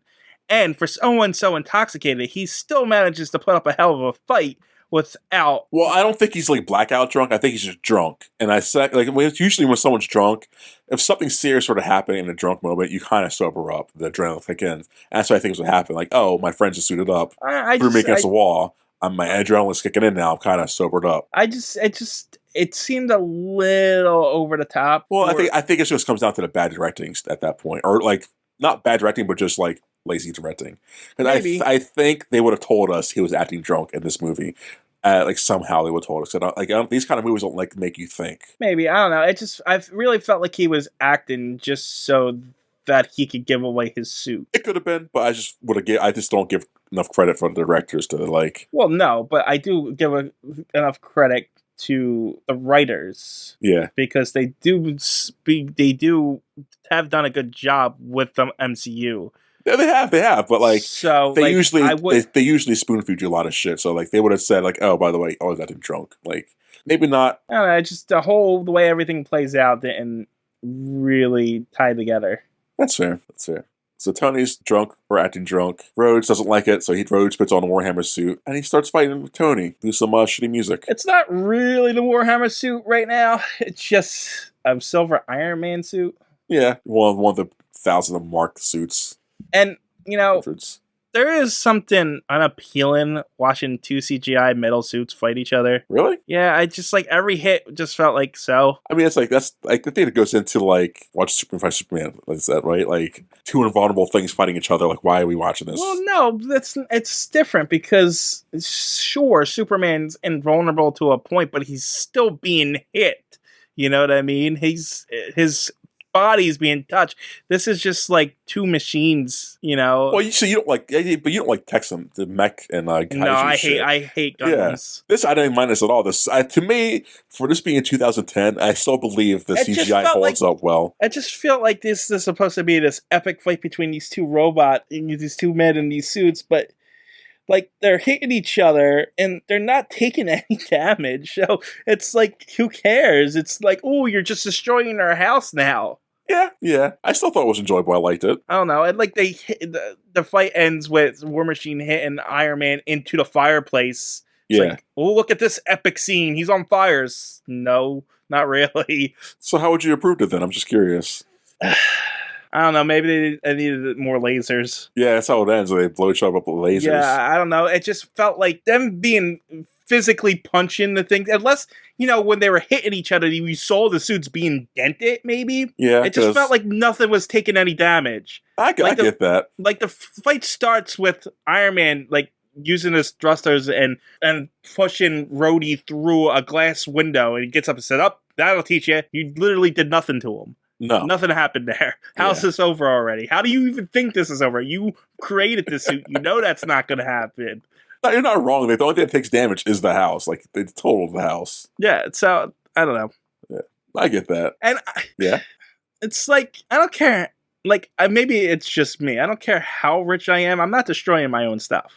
I mean, but I know, like he's eccentric. He doesn't give a crap. But like I said at the moment, he just doesn't care. He's not I don't know, but it's like, it is stuff. Yeah, but his eyesight, like, he's a dead man. He does not give a shit right now. Still, even if it's my stuff, okay, this could be Pepper stuff later, you know? Oh, now you care about Pepper. Like, come on. He like you said, he was hitting on all the girls. Do you think he cares or even thinking like that? I know. Like, it's just weird to me that you're so willing to... Even when he's not like this, when he's like he's on the verge of saving himself later, he's still destroying all of his stuff. When he's building with the laser. He's like cutting his own bookshelves in half and stuff. Oh, yeah. Like, why didn't you just align it properly the first time? Because he's Tony Stark, man. Because literally, it's all money to him. Like, he can pay for all the repairs. I know. And I guess that's the part that rubbed me the wrong way. Yeah, it's like, he's a billionaire. He just, like, nothing means anything to him. It's like, then why have it? Because he earned it. Because he can show it off and have parties like this and shit like that. I don't know. Yeah, I'm not a billionaire, so I couldn't tell you the logic. One day, maybe. I guess it's the same logic that keeps them hoarding money over and over again, even though they don't need it. We're not getting. They need more money. We're not getting him back to this, DJ. We need more money. Why? Because it's a status symbol. That's why. I just need it. It's a stupid status symbol. You could give symbol. 3/4 of that money away and still live comfortably for the rest of your life. But like, why? I don't. Why give it away? I need to hoard it in a cave. Yeah, let him hoard it. Like a dragon. We're not doing this again. If you guys want to hear this conversation, go look at the Jeff Bezos conversation. I didn't release it yet. I know you don't. I don't. Like, I still got to edit that and like take all the cuts out. Okay. Unless you want to leave the unrated one. I don't care. Yeah. Whatever you want to do. But what I thought about was unrealistic about the scene is like Rhodey knows how to fly the suit. Like, he is great at operating this machine. Actually, that was... What? He was stumbling a bit in the beginning, like how to do it. But as a person who is like an Air Force guy, and I'm assuming it's just thrusters. So, and I thought the same thing, but still, this man has never flown like a jetpack or some shit. To my knowledge, you don't know that. To my knowledge, he's never flown a suit like this before. Like, so how you don't know how to balance it? Is, like, kick off. Like, my point is, ever since they found out about the Iron Man suit, they've probably been trying to test their own stuff like this. So. I hope so, because that made no sense to me. Like, how he'd figure out, like, oh, that's how I fly. See you, Tony. And it's not like he's not friends with Tony, and Tony has like shared some of this stuff with him. Maybe, but We don't know that. You don't think that Tony would have let Brody go out for a ride in one of the suits after he got saved them after the last movie? Maybe he did, because the suit fits him very well. Yeah, and maybe he did. Clearly, that suit was made for Rhodey. Yeah, you would think so, but again, they don't tell you this. You know, Tony made that suit for him to have his sidekick. Yeah. That's why he was able to take it, because it was probably his from the start. Probably. Like, Rhodey's one of the few people that knows all the combinations and locks to his house. That's fair. They're best friends. Good movies. Anyway, so after the fight, Tony goes to Randy's Donuts. Has donuts for breakfast. He's just like, I'm sitting in the sun that says eating breakfast. And who shows up? You said Randy's Donuts as if everyone knows what that is. It's from Mars Attacks, guys. It's a place in California, I guess. Never been, always want to go. Google it. Like, I didn't know what you were talking about until I literally saw Randy's Donuts on the sign there. Yeah, I didn't know either until I saw the sign too, as I said it. Like, what's that place called? Oh, Randy's Donuts. So I was like, do you know Randy's Donuts? No, but I know it from Mars Attacks. I've always wanted to go ever since then. Why? They're probably just donuts. Yeah, but it's a movie donut. So, like, I got to taste a movie donut now. Probably trash, probably dry. Might not be dry really at this point. That's shitty. You can get a donut taste. Anywhere.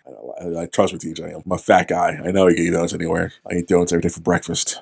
Anyways, Nick Fury shows up.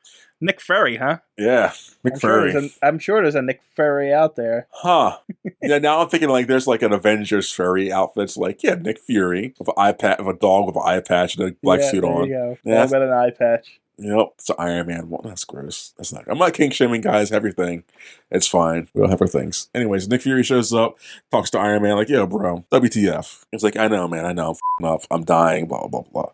That's not how it goes either. I know. What's this conversation about? Hold on. Anyways, Nick Fury shows up. They talk to Tony because he's like, "Yo, bro, you're sick. Hey, Black Widow, get in here." She walks in her suit. Tony's like, "What? No way." She's like, "Yeah, bitch. Here's a fucking shot to your neck for to kind of suppress to suppress the disease you have or the sickness you have." Which I don't know why you don't know about this, Tony. You're a millionaire tech science guy, and because he was too focused on trying to find a cure, not something to suppress the symptoms. You think he would have thought about that though? Still, you're the one that's been excusing all of his actions because he's dying. So I know, but like he's not thinking straight. So that would be like the first thing he would have thought of. Like, I need to suppress this. Maybe not. I don't know. Like, damn it, bro. Anyway, so yeah, Tony Stark's now talking to Black Widow and like Fury, and they're like, "Hey, they're pretty much your problem. We're here to set you on track so you can fix the problem. Now go do it." Yeah, but what's the problem though? The problem is he's dying. Well, he's dying. And he's pretty much on a path of self-destruction, and they kind of need Iron Man right now. Yeah, I mean, I totally zone that conversation out. So yeah, that happens. So yeah, and pretty much, this is also the reveal that Black Widow is a spy. Yeah. And he's like, Tony's so impressed by the fact that she's a spy. He loves that because he's smart. He's like, he usually picks up all the bullshit. Did not pick up on her shit at all. I was like, damn, you're really good at your job. And even later when she's posing again, he's like, you're like triple spy and stuff like that. You know what? I think that's like the only time you ever see Tony Stark like fanboy out at someone. Yeah. And I enjoy that a lot about that character, his moments like that. I mean, she's everything that he admires. Yeah, so. Yeah. Beautiful woman who has like secretive shit. Like, yeah, that's awesome. Because he never fans out about any of the other Avengers or villains. So yeah, they meet and they do their thing. We cut to Hammer talking to Mickey Rourke, Whiplash, and Mickey Rourke's redesigning the suits to be better and, spoiler alert, follow his commands. And yeah, he's creating drones instead of suits. Yeah, which is better. I don't understand why he's going against Hammer though. Yeah, I don't know. They don't say he's because you don't. All Hammer's been trying to do, like, Hammer's a bad guy, sure, but he's done nothing but try to help Mickey Rourke accomplish his goals. So it's like, why don't you, if you want the drones, create the drones and still create some suits? My only logic is because A, he sees Hammer as a version of Tony. He doesn't like Tony. And B, he sees that Hammer is just a scumbag and he didn't get him his bird. But he likes the new bird. He does like the new bird, but it's not his bird. It's not my bird. I don't know. That seems like a lame excuse. Maybe it's just because he reminds me of Tony. He's like, he really hates Tony, so anyone like Tony probably won't like either. But he's like Tony himself. Yeah, but he murders, so he's not like Tony. Yeah, I don't know. I don't. But you're right though. You're right Did though. you see the destruction? You think Tony Stark's never killed somebody? Oh, he for sure on the first movie, the highway fight, for sure killed some people. Yeah. Anyways, anywho's. And like I said, in the comic books, he definitely killed a couple people. Oh yeah, everyone kills someone. Not intentionally, but No. still did. So we cut to Rhodey. He takes the suit to the military. They're like, "Oh, cool. Let's weaponize this." He's like, "Bet." He's like, "We're gonna call Hammer." No, actually, Tony Rhodes is against it. Yeah, Rhodes is against it, but then when he's given an order, he complies. Yeah, he's a man of honor and code and I guess shit like that. We cut back to green screen as Tony Stark and Samuel Jackson are on top of the roof and talking about Tony's dad and how his dad helped. Bad green screen, what? They're on top of this roof and this green screen of the tropical island is very bad. It's very bad. It's distracting. That's a tropical island? Off of Tony's house where it just off sees the ocean. I just thought that was Northern California. No, that's bad green screen, TJ. Oh, because I'm looking at the water right now. It looks fine. Yeah, okay, look at Tony's hair.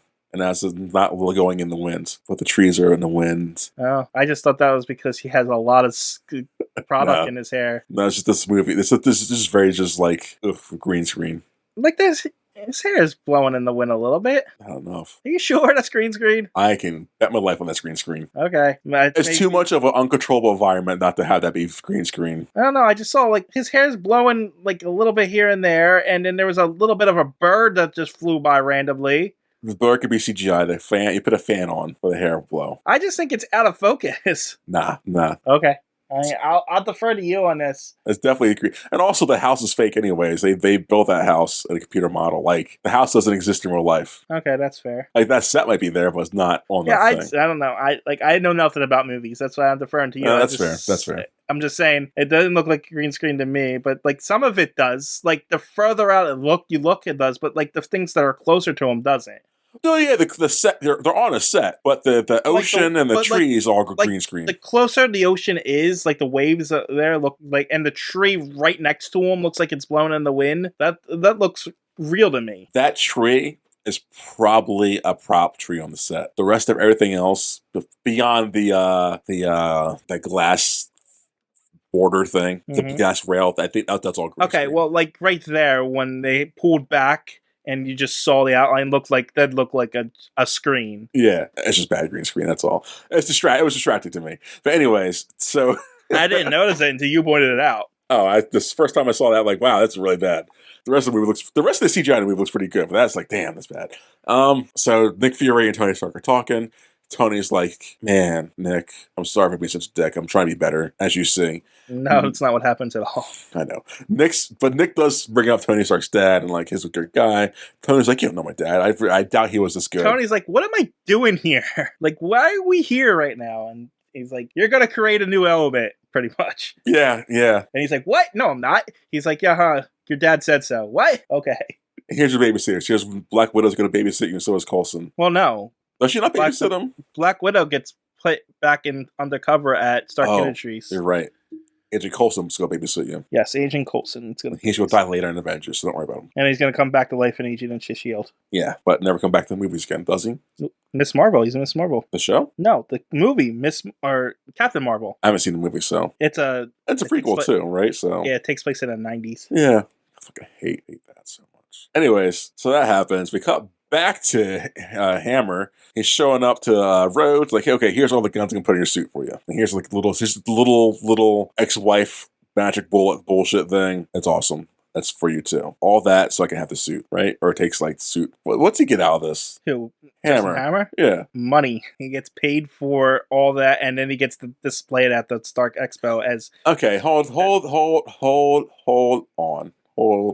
So you're saying the U.S. government needs Hammer to put guns on a suit? No, Justin Hammer has a military contract with the government to supply it. So yes, essentially, because he's a weapons manufacturer. Okay. And then he'll also get to display the Iron Man technology. Okay, that makes sense now. That makes sense. For a second, I was like, this makes no sense. That makes sense, TG. Thank you. Anyways, after that, Tony Stark starts working on look at the time capsule his dad left him of newspapers and movie reels and notebooks.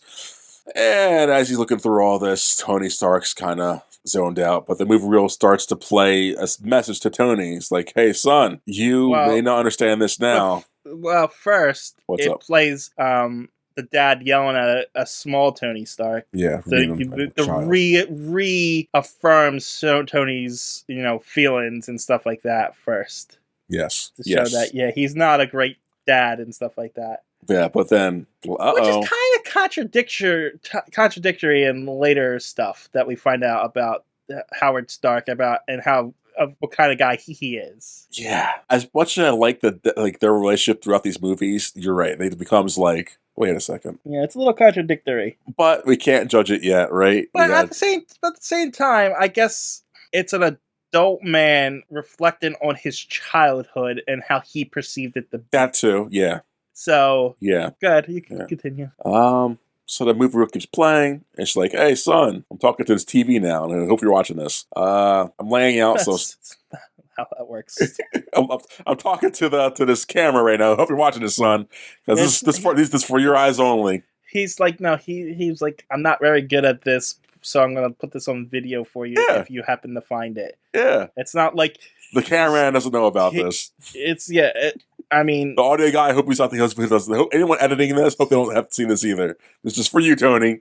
So this park, it's an atom. You're gonna make that in the future because you're a smart kid. Everyone will say it, right. You're my greatest creation ever, which I thought was a good line. It's a great line right there. So no pressure, son. No pressure. Yeah, you just need to create a new element. Yes, and after you create this new element, you're gonna invent time travel because you're the guy.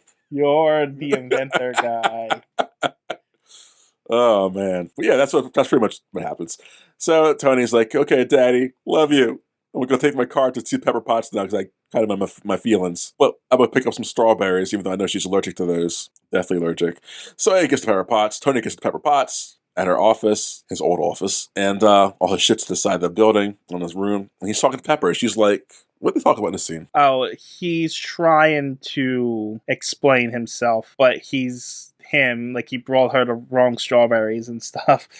But he's like, I'm trying to explain everything to you here, but you're not letting me, and she's just not having his shit right now. And then it's interrupted by the kids, essentially. Yeah, Black Widow and Happy.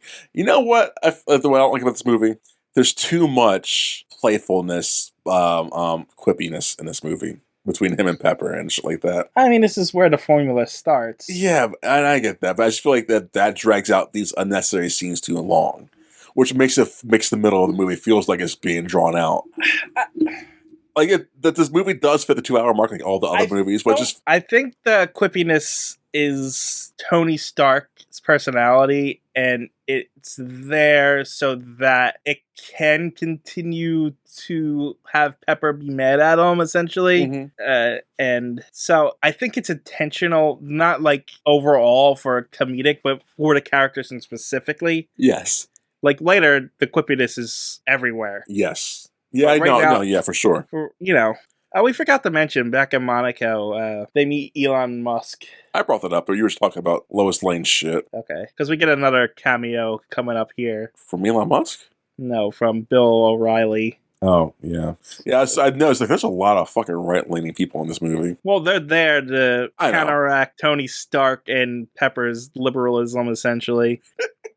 It's true. Like, You're right. You're very right. Like, Bill O'Reilly's on Fox News saying how much of an idiot Pepper Potts is as a CEO. Yeah, this female can't do this. How'd she get it anyway? She was sleeping with him? Where she pretty much says, he doesn't say that, but he's like heavily alluding to that. Anyway, yeah, you're right.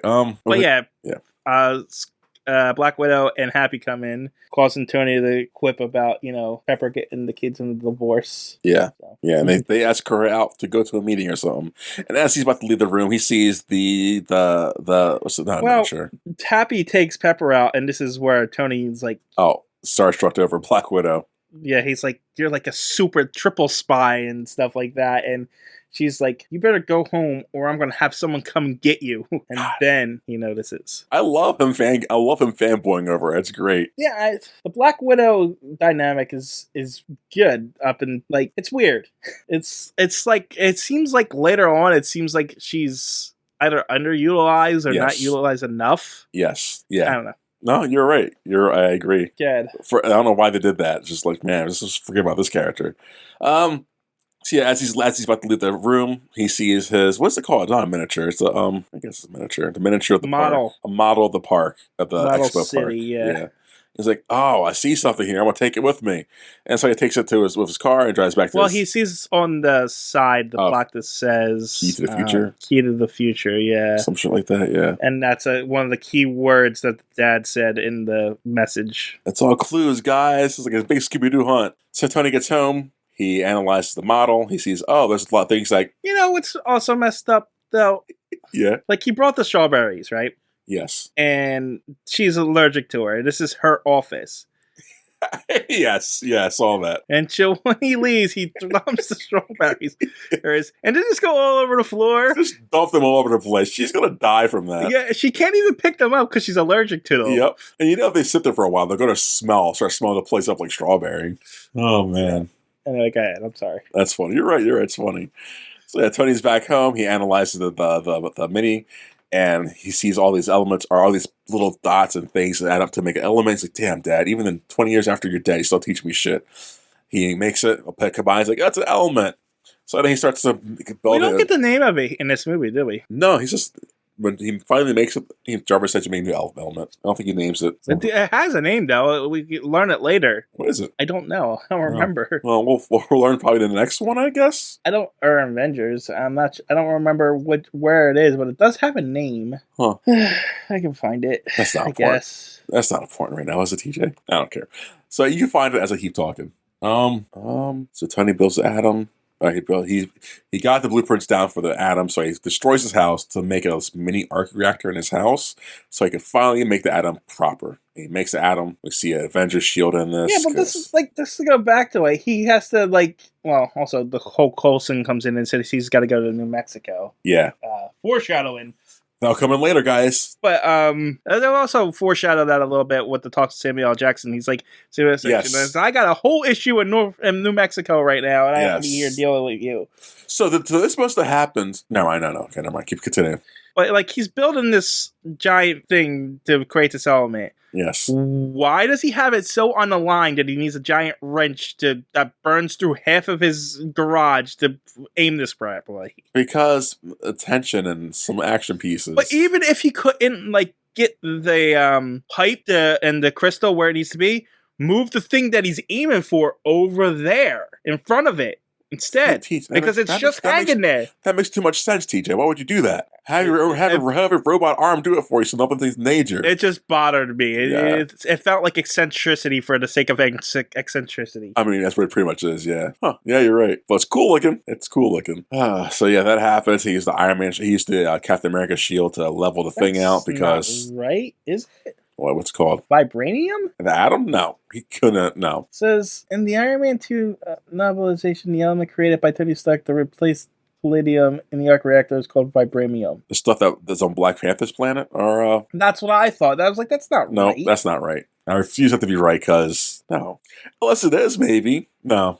Well, maybe he did create the vibranium there, but because... Yeah, that's what I was thinking. Because if it's an existent... It makes sense that it'll already be an existent element. He didn't just create... Yeah. Just rediscovered the element that already existed on the planet. But don't they use it? That's not... what's the shield made out of? Vibranium. Captain America's shield. Vibranium. So then he didn't make it then, because his dad already had it, right? That's why... He does say he rediscovered it. But then, so I guess his dad probably borrowed it from Wakanda. Right, and he created the thing out of it. Sure. And he didn't have the technology to capitalize on it. Capitalize it, whereas because Wakanda's not making vibranium, they are on top of it because of the meteorite. They are. That's fair. Mining it. Yeah, and it's probably to respect them. He's like, I'm not going to take your shit over. I'm going to try to figure out my girls. That's fair. Okay, we talked it out, TJ. Yeah, we figured it out.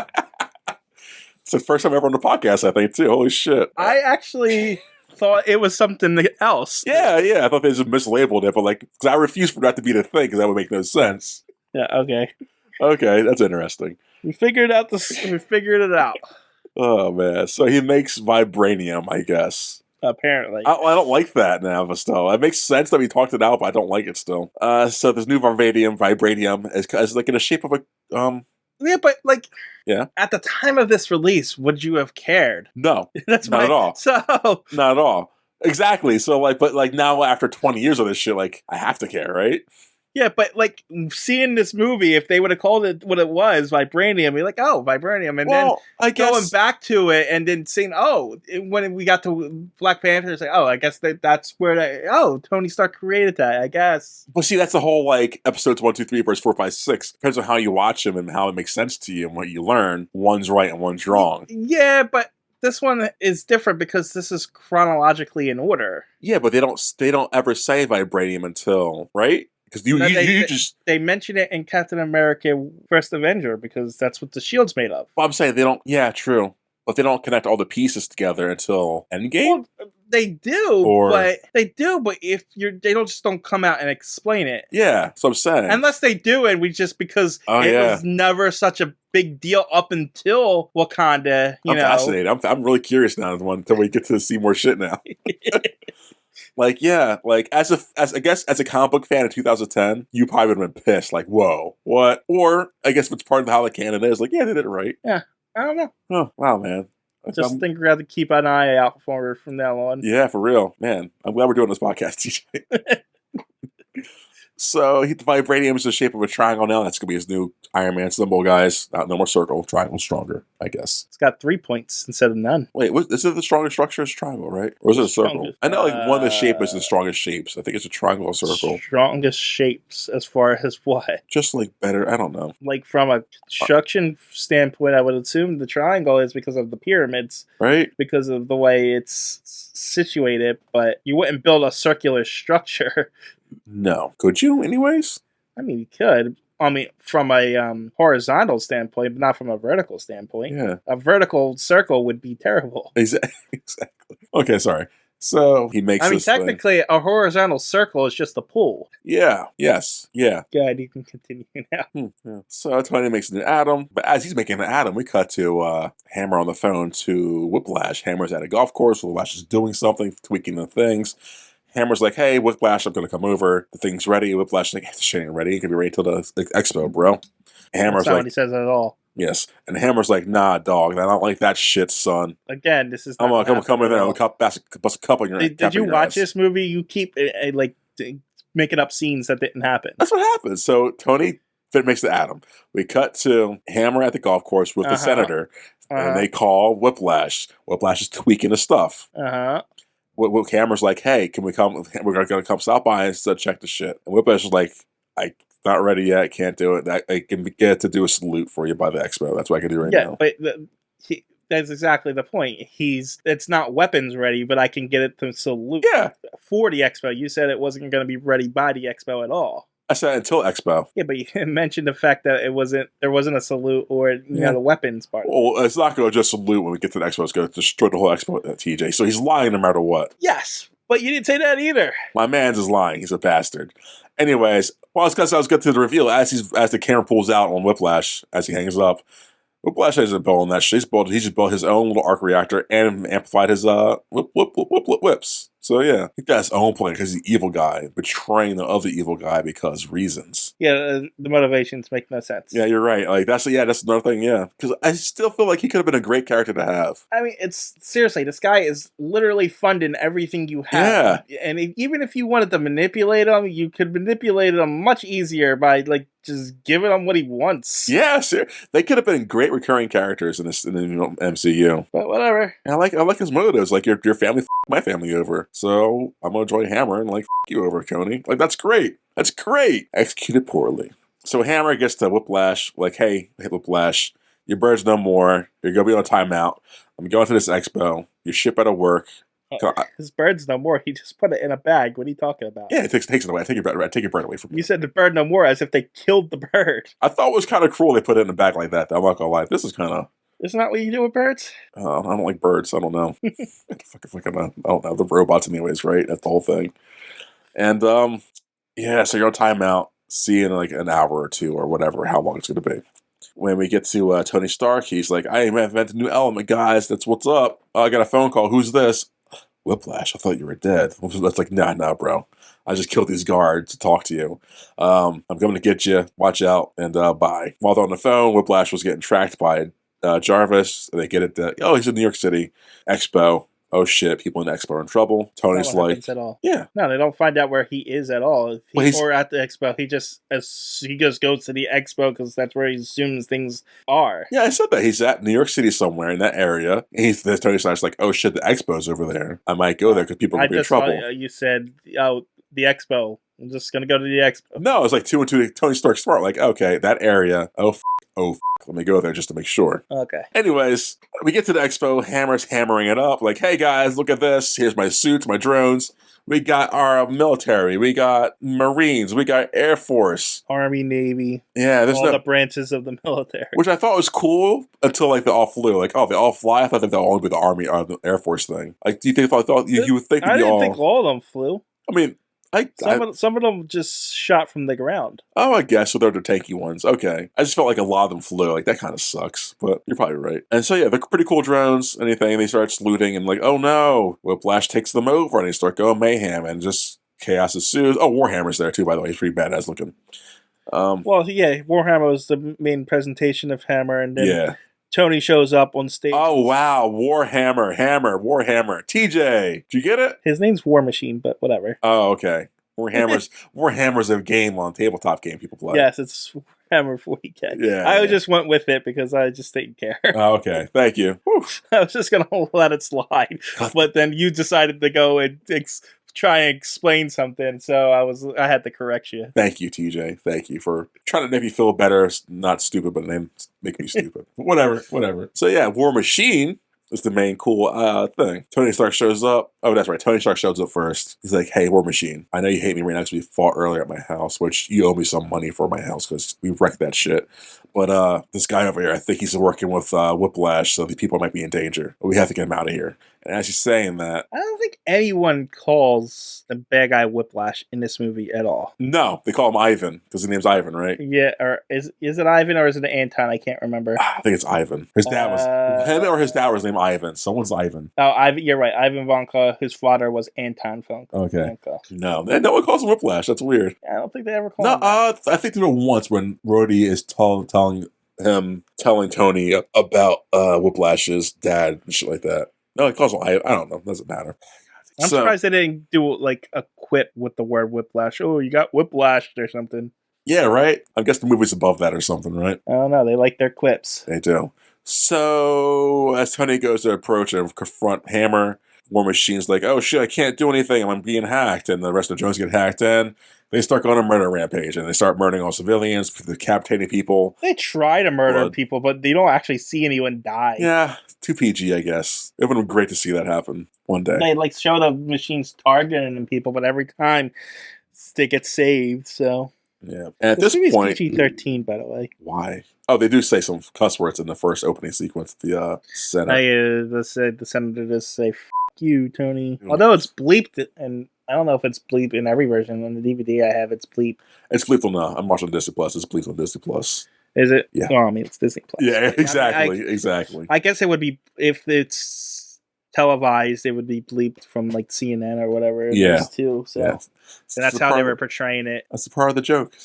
So Hammer's not happy. He goes down with, I guess, Pepper. I don't know like how he gets here, but Pepper Potts and him get together, like trying to stop the Hammer machines from hammering things up. Wait, what? Pepper Potts, it's with Hammer, and then they're at like a little control center trying to stop the shit. Yeah, she just walks backstage with Black Widow. Okay. And they're like, what's going on? And Hammer's like, go away. And then Black Widow's like, you're going to tell me exactly what I want to know right now.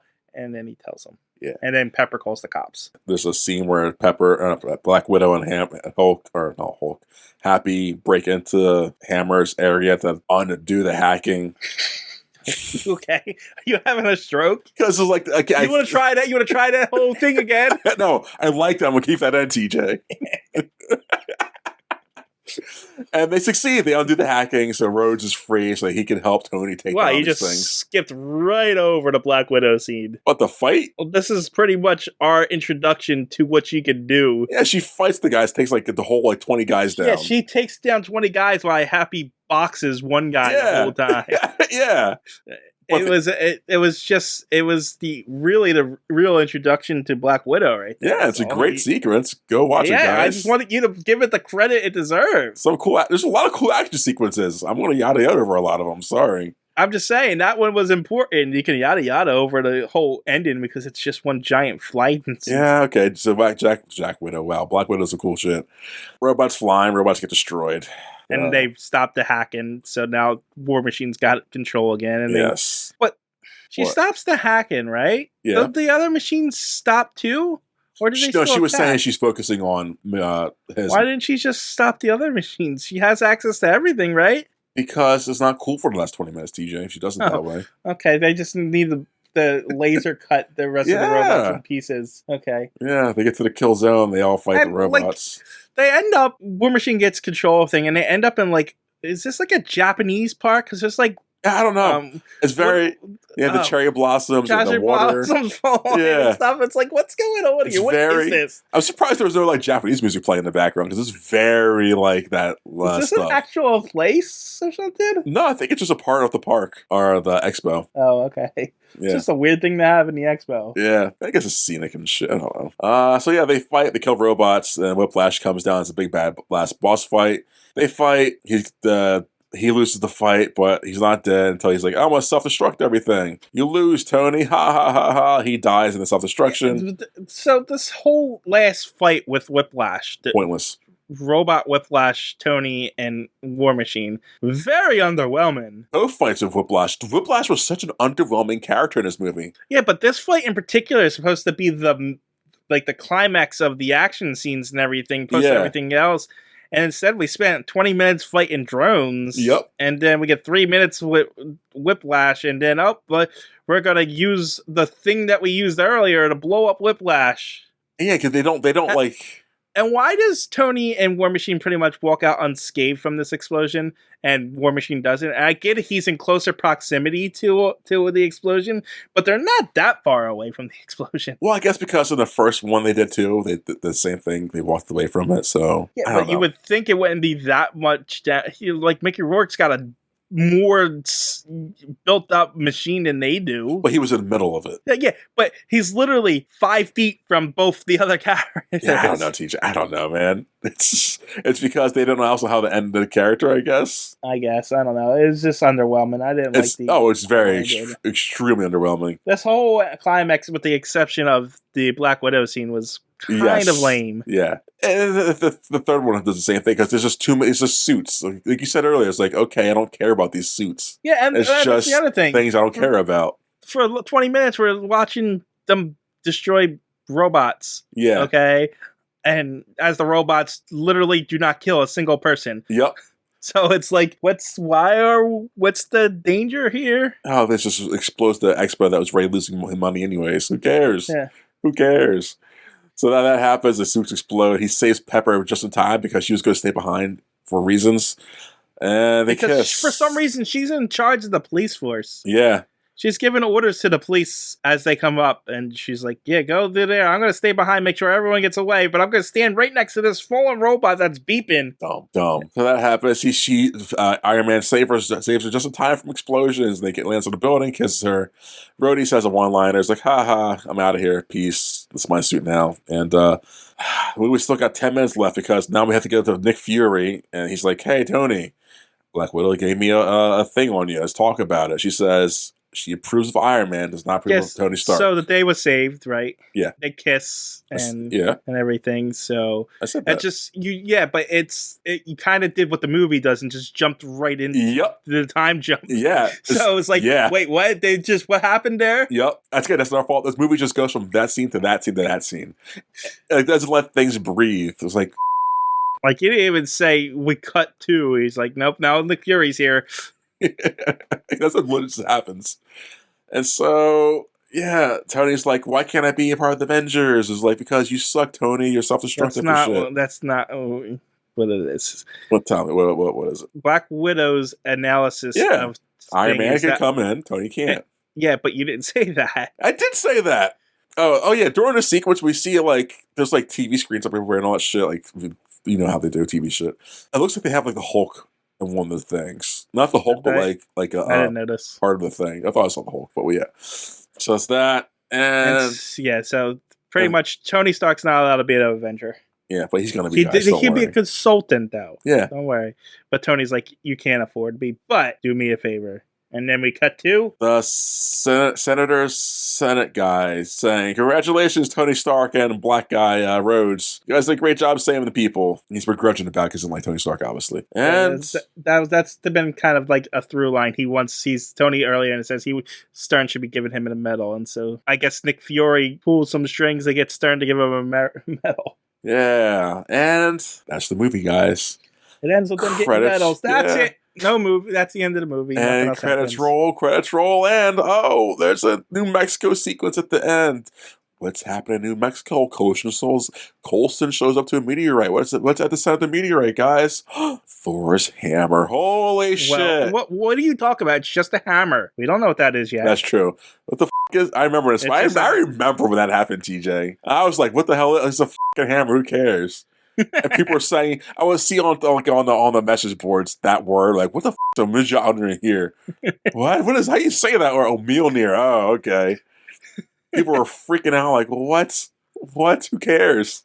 Yeah, and you didn't get the hint that lightning happened over it. Yeah. No, I don't. I get it now, but like then, who the f is Thor? But yeah, I'm not gonna lie. I didn't even get into the MCU until about Avengers. When Iron Man and Iron Man 2 and all these other movies came out, I was like, who gives a crap? I don't know who these characters really are. And I didn't care either. Like, I cared enough to see what was going on, but like, I didn't care. I was like, okay, sure, what? I'm gonna watch these. I didn't care about Iron Man at first. Yep. I definitely didn't care about the Hulk after all the bad Hulk movies. And then there was the Thor, which was like, I was like, still wasn't into it. I got interested in Captain America, but I didn't actually start watching them religiously until Avengers. That's fair. Yeah, no, Avengers was the one that got me. Obviously, Avengers was great. Like, this is pretty good, guys. I remember going into that movie wanting to hate it, so I was like, I had a lot of critiques about that movie when I first saw it. What, Avengers? Yeah, it's like, this can't be that good. I was like, damn, this movie's really good. I still hate it. But it's a good movie. But anyways, that's Iron Man 2, guys. That's Iron Man 2. What'd you think, TJ? Well, I liked it. When I was watching it, I was really enjoying it. Yeah. But I didn't, talking about it, it's not as much fun. No. And like I said, that my complaints were like, it just drags in the middle. Like there's a lot that happens for character development for sure, but it just drags. There's a lot of cool things in it. It's just a lot of it's not utilized well. Yeah. It's visually a pretty movie. Yeah. I actually think it's almost on par with the first movie. It just does things better and some things worse. Yeah, I completely agree. I guess when you look back on something, you tend to remember the bad things more than you do the good things. Well, there's not much bad about this movie to make it a bad movie. No, but I do remember it being inferior to the first movie. Yeah. You know what I mean? But now that I'm rewatching it, I'm like, it's not really. It's kind of on par. It's extremely on par. The first one, I think I gave like an 8 or 9, though, didn't I? You probably did. I think I gave it a 7. Yeah. I think I gave it a high review because it was such it kicked off the whole thing. This one's like, it's still good. Still strong. What are you rating this thing? Well, I was at a 7, but I think I talked myself down to a 6. Oh, wow. Yeah. When I came out of it, I was like, yeah, this is a good movie. I don't know why. And I think there was just a lot in this movie we had to talk about. Yeah. So I'll give this. I honestly forgot we rated these things. I didn't have to think about a rating for this.